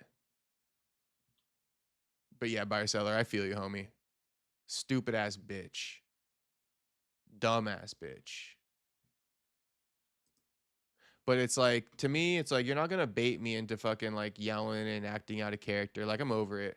I'm actually over it, bro. You're not gonna bait me anymore. Just do your thing. You know, I'm gonna do my thing. Clearly, what I do, it pisses you off enough. Please record when she tries to talk to you next time. Oh, I could tell you guys one little hindsight story. I can tell you guys one little hindsight story now that's been a couple weeks. There was a little bit of neighbor lore, but again, I was the bigger man in this situation. I swear they're just trying to get me to crash out. I can kind of like sense it. You know when someone puts a phone in your face and is talking shit type of thing? That's what the ex-husband tried to do to me about maybe a week or two ago. He was dropping off his daughter, and then I was pulling into the neighborhood, and he like walked the daughter up the stairs, and then it just so happened that as I'm walking up to my house, he has to cross paths with me to like leave the house after dropping off the daughter. And you could tell he knew I was coming, like he saw my car coming, whatever the case. So he like mentally prepared himself to like try to troll me. So I'm like walking up, and then he tries to cross paths with me on the staircase on the perfect timing. And he's like, "Oh, hey Jacob, how you doing?" And I just, nothing. I don't talk to these people. They're snitches, right? Keep that in mind. So it's like, he's like, "Oh, hey Jacob, how you doing? Did you happen to fix the sound? Like, did you get anything else for the sound?" And I just kept walking to my house, Didn't say anything to him, not a word. And then he tries to follow me. Like, he turns around and walks up the stairs, and I'm like, you know, unlocking my door. So it takes a couple seconds. And he's like asking me over and over again. And I, you know, open up the door. I walk in the house. I turn around. I look at him because he's still talking. And he goes, you're not gonna talk to me? You don't want to answer the question or something?" And I just looked at him, and I go, like, you can look at my face. I go, and I just shut the door.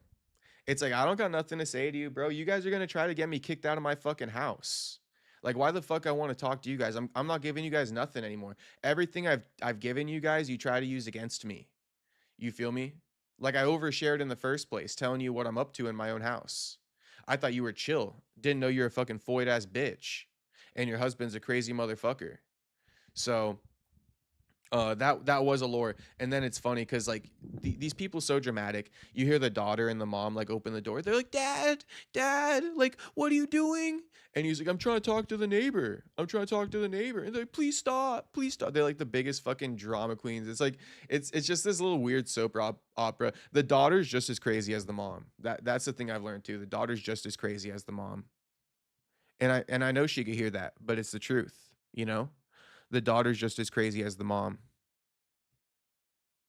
That's one thing I've learned. Do you mock him? Of course, bro. Of course. Come on now.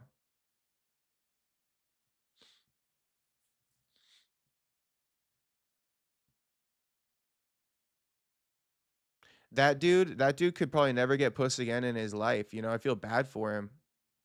Imagine just being at the age where it's like I'm so chopped and cooked, I can't get puss for the rest of my life. You know, I'm divorced, single dad, paying child support, house burned down, you know, cooked to the gills, chopped, 60 plus, can never get another girl in my life. I spoiled my last opportunity, you know? And then you got me. You got me. It's like even with everything going on, I won't even go there. But you know me.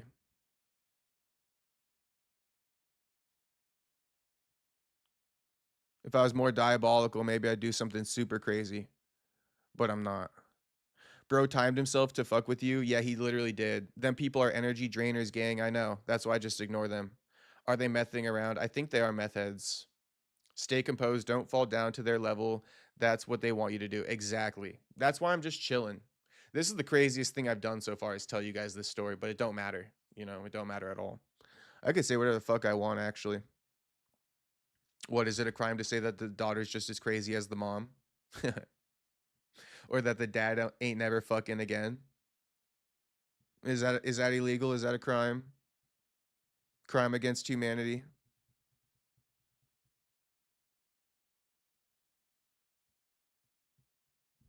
Anyway, that was just a random story. I do have a little bit more for you guys. I do got a little bit more for you.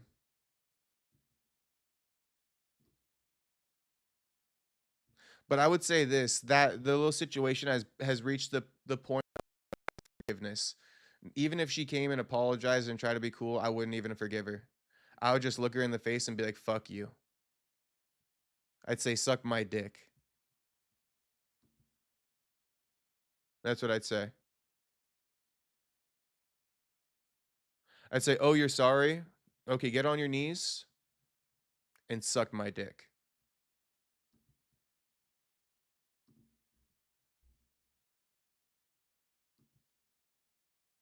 You feel me?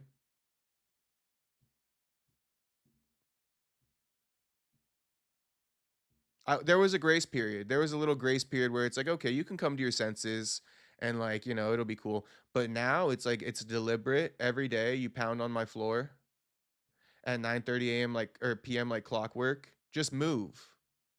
Just move. Or don't and deal with it.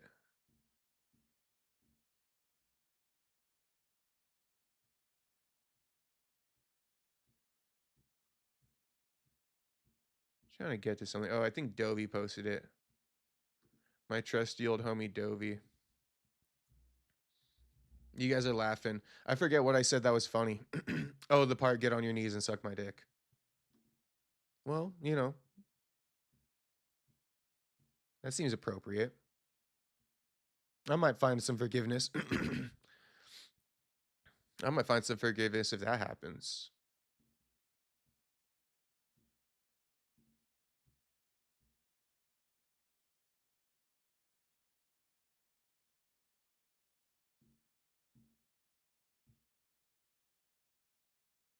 Oh, this is too fucking good. Yeah, Yuri is brain dead, bro. Yuri's fucking brain dead. If we're talking about tier fighters, I should make a tier list like this. This is what people like to see, huh? I should make a tier list like this. Yuri is brain dead, though. He's like one of the stupidest fighters of all time. I'm convinced now. He sucks, bro.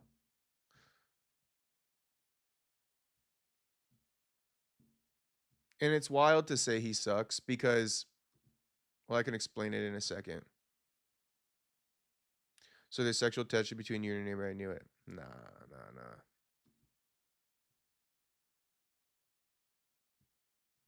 D-Rod has accepted a fight against Leon Edwards at International Fight Week on UFC 329, all right? Brain dead fighters. Yeah. Yuri definitely brain dead. But I've spoke about this with you guys already, just briefly. You know, D-Rod, he accepted a fight against Leon Edwards at International Fight Week, UFC 329. That's the one he's looking for. He turned down Kevin Holland, essentially. Not that it was offered, but he's like, nah, dude, I want this fight. I'm trying to work for a title. And I said, give D-Rod this fight. It's a good matchup. It's not out of the ordinary. You fed D-Rod to guys like Ian Gary, right? You fed D-Rod to, I think one other high-profile guy.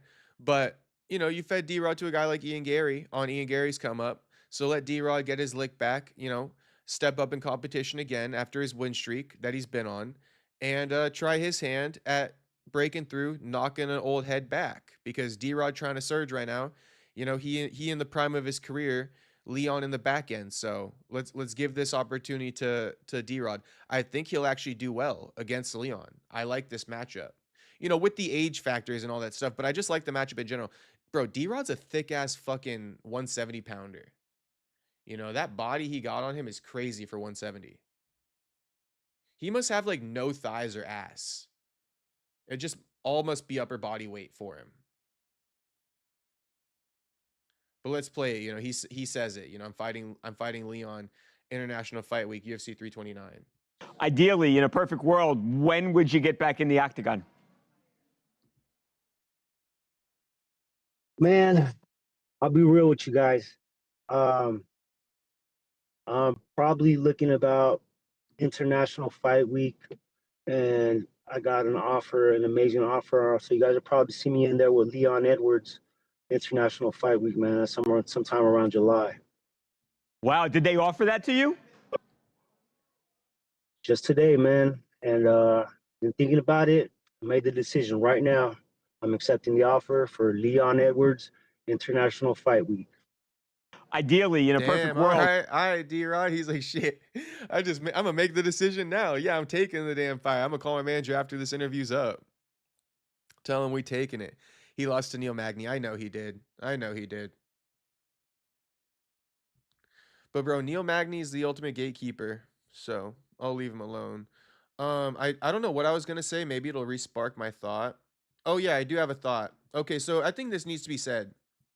And this is why we need a tier list, bro, to like almost contextualize like the level of difference among the top 15 of the light heavyweight division. Because let's just do this real quick. Let's do this real quick. The gap, right, is crazy when it comes to light heavyweight. And what do I mean by that? Well, I mean that, at light heavyweight, you got let's just go with the top 6.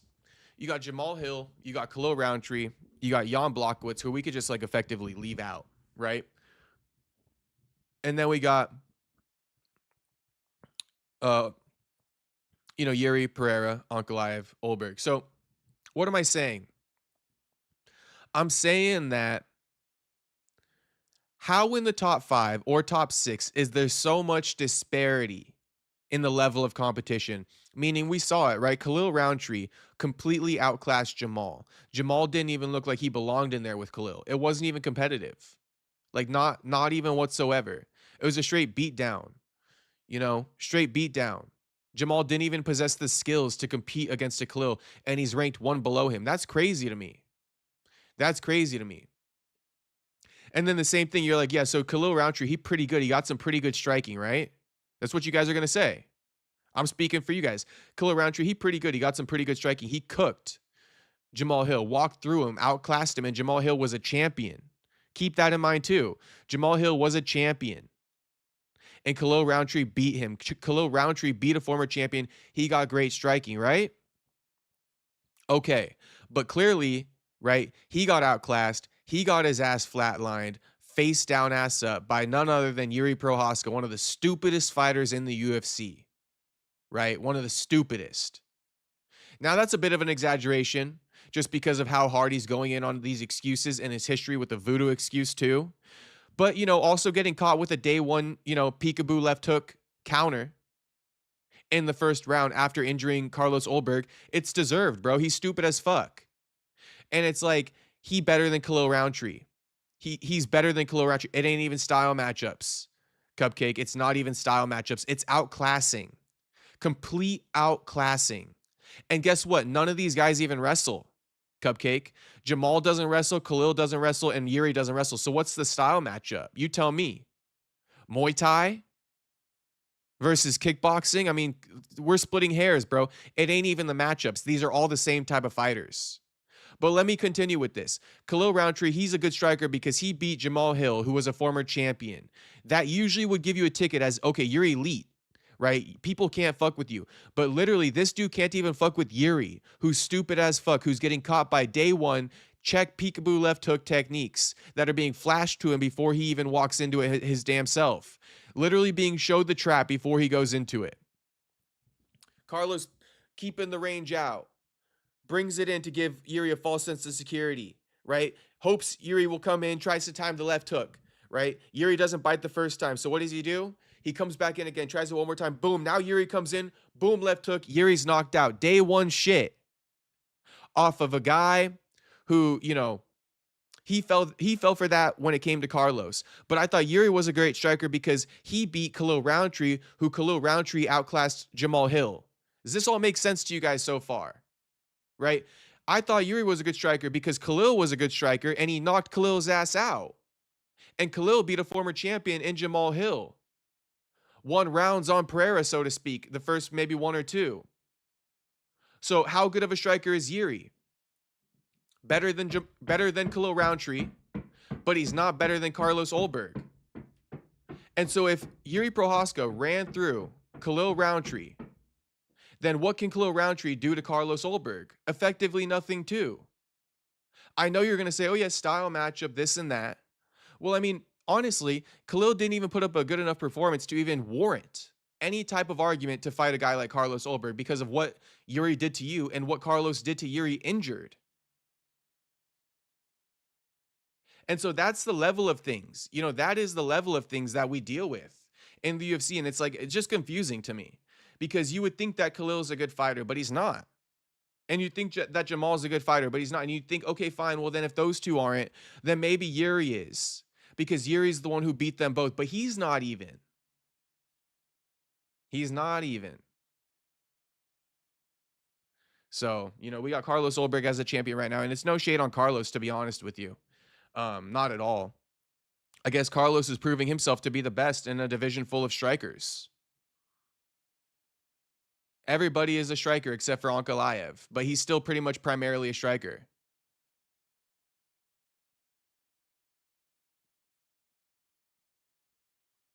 Cupcake says, I love you, Jacob, but you oversimplifying it, bro. The better striker doesn't always win. Sometimes a N-word just got power. I mean,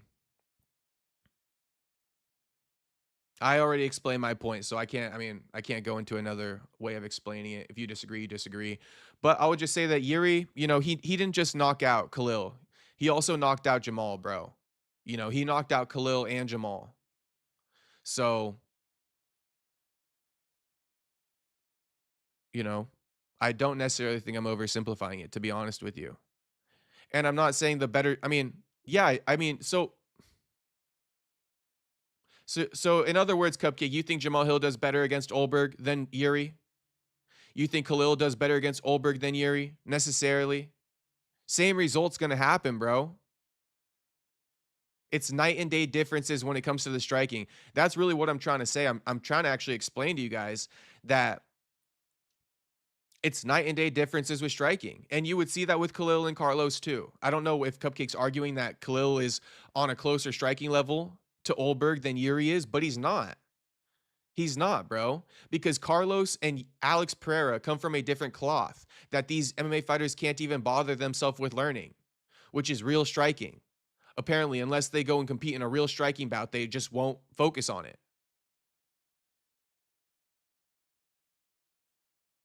MMA never makes sense. Styles make fights. Neighbor knocking is too funny to me, I know.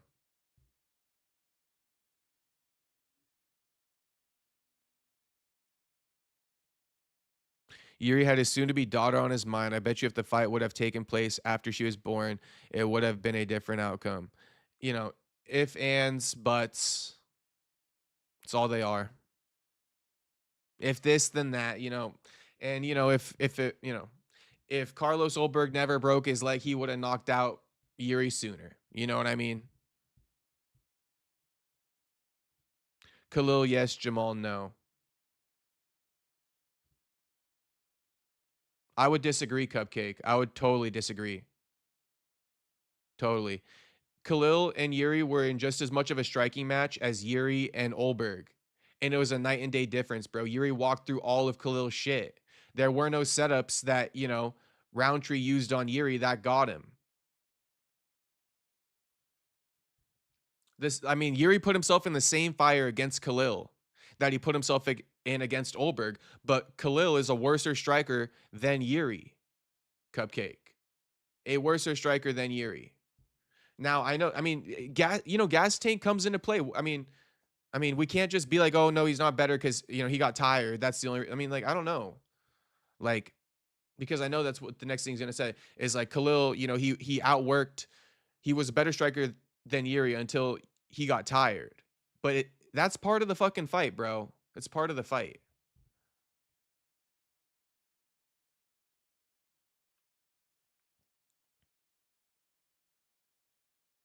He is technically speaking, if you want to talk about danger, that's different. I get it. I get it. We're almost starting to meet in the middle. Like, I already said that before I even read your chat. I know what you're going to say. You know, Khalil is more technical than Yuri, and there's an example. He pieced up Yuri in the first 2 rounds. I get it. I get it. But I mean, I'm going to still die on that hill. That, like, bro, point blank period, Khalil Roundtree Jr. not beating Carlos Ulberg. Not even close. Ulberg would outclass Khalil Roundtree.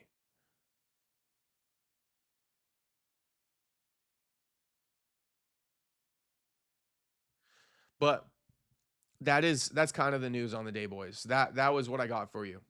That's what I had for you today. Shout out to Cupcake. It's always nice to disagree a little bit, to be honest with you. So, nothing, I respect your opinion, Cupcake.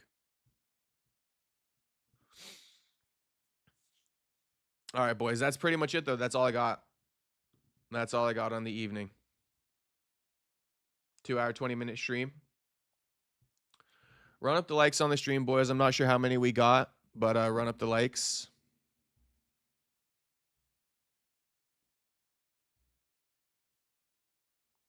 Why can't I see how many likes? YouTube just updated its app. About 15? Maybe it'll be more in a second. I don't know. But yeah, run up the likes if you guys haven't ran up the likes on the stream. Stream pretty much over now. Unless anyone got something to say, but I doubt it. I'm pretty sure I covered the hot fire.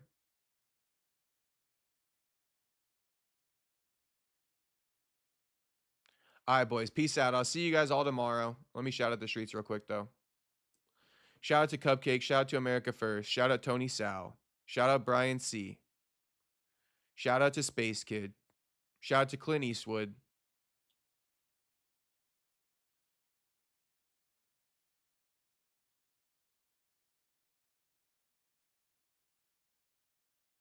Clint Eastwood said, one of my friends was locked up and offered the CO.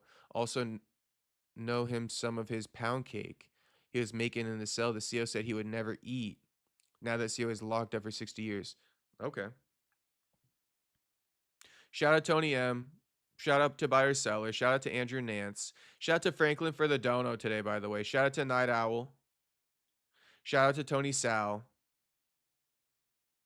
Shout out to my homie Jew. Shout out to Otto. Shout out Perfecto was in this bitch as always. Shout out to America First once again. Shout out to Cody. If you guys are new to the channel, make sure you subscribe. We live every day.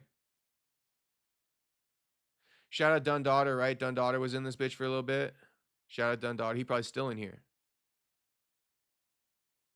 Shout out again to Franklin. Double shout out to Franklin. Shout out to Mike Coe. Shout out Top Tier Hustle. Shout out Drag Handlebars. Shout out James Steele. Had a lot of people in here tonight. Gotta love it. I think MGal was in here to start it off. So yeah, shout out to MGal. Shout out Ricky LaFleur, my brown guy. All right, boys. Peace out. Actually, I was going to tell you one other piece of news. So unfortunate news. But essentially, I did the interview with Taco Padilla the other day. Yesterday, as a matter of fact. But Zoom updated its app. I guess all these apps are just updating without me consenting.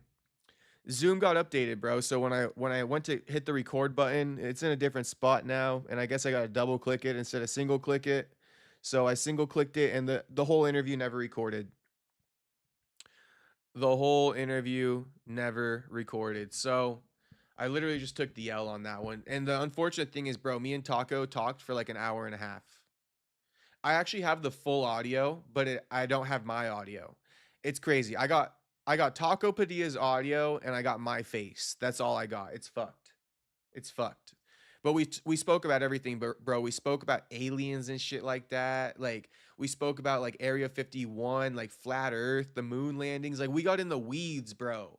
Over an hour long podcast with the homie. And as soon as it ended, I was like, I looked at my shit. And I'm like, damn, this shit didn't even record. I'm fucked. So I DM'd Taco. And I was like, hey, Taco, it's my bad, bro. It's my bad. The interview didn't get recorded. And I was like, I'm sorry to waste your time, bro. Yeah, straight up. I was like, I'm sorry to waste your time. And I was like, I'll catch you for your next fight, bro. Like, I'm not even gonna ask you to rerun this shit. You know, like we're taking the L. I'm taking the L. It's on me. You know, and I'll catch you on your next fight. And homie just like sent me some crying, laughing faces. And he's like, yeah, I'll catch up with you on the next one. I was like, bet, bro, bet. Taco, a really cool dude too. Drop the audio. I could drop the audio. Maybe we could listen to it. It just sucks because you can't hear what I'm saying back to him, Tony. I was like thinking about, okay, let me just drop the audio. But it's like you can't even hear my answers. So you're hearing like half the conversation and you got to like use your imagination as far as what I'm saying. But, you know, I wouldn't even had said nothing. Nah, I know, but he gave me such a long time, Space Kid, and I want to continue having a good relationship with him. So I didn't want there to be an elephant in the room of like, he's wondering when the interview is going to get posted and it never does. Because you never know. He could feel some type of way about that because he gave me so much time, you know, and he could be like, I'm not going to do that with this kid again. I gave him an hour and a half. He didn't even post shit, you know? So I had to let him know like, hey, bro, it's not coming out. And here's why. Here's why. I'm taking the L, as a matter of fact. I'm not going to do Space Kid, I hear you. But saying Def got to try to voice over what I thought you said. Yeah, I'm leaving it alone. I'm leaving it. I'm taking the L, homie. It's fucked, though. It's such a good interview. There were multiple moments in there. He said something about Josh Hokett that was viral, too. I knew it was going to go viral. I had several viral clips in that bitch. It's fine, though. Anyway, I owe you guys that explanation. You know, I was trying to do the members solid, get you guys a little bit of content. And, you know, the regular viewers, too. But I try to get the members, like, at least one interview a month. You know, I could try to do more, but at least try to get you guys a little something. So, yeah, that's the L I took. Big L. Shout out the rapper Big L. And let that be a lesson to you boys. Never think that you're recording on Zoom unless it says it back to you. You better hit that record button and have it say it back to you. You know, it should say through the headphones, like, recording in progress. I skipped that part, you know. I didn't hear that and I didn't pay attention to it. So always wait to hear the recording in progress before you waste an hour and a half of your time and talk about Diaz time like I did on Tuesday. All right, boys. Peace out. Thanks for watching. Thanks for watching once again. I'll see you guys all tomorrow. Like the stream on your way out. Subscribe if you're not subscribed. We live every day.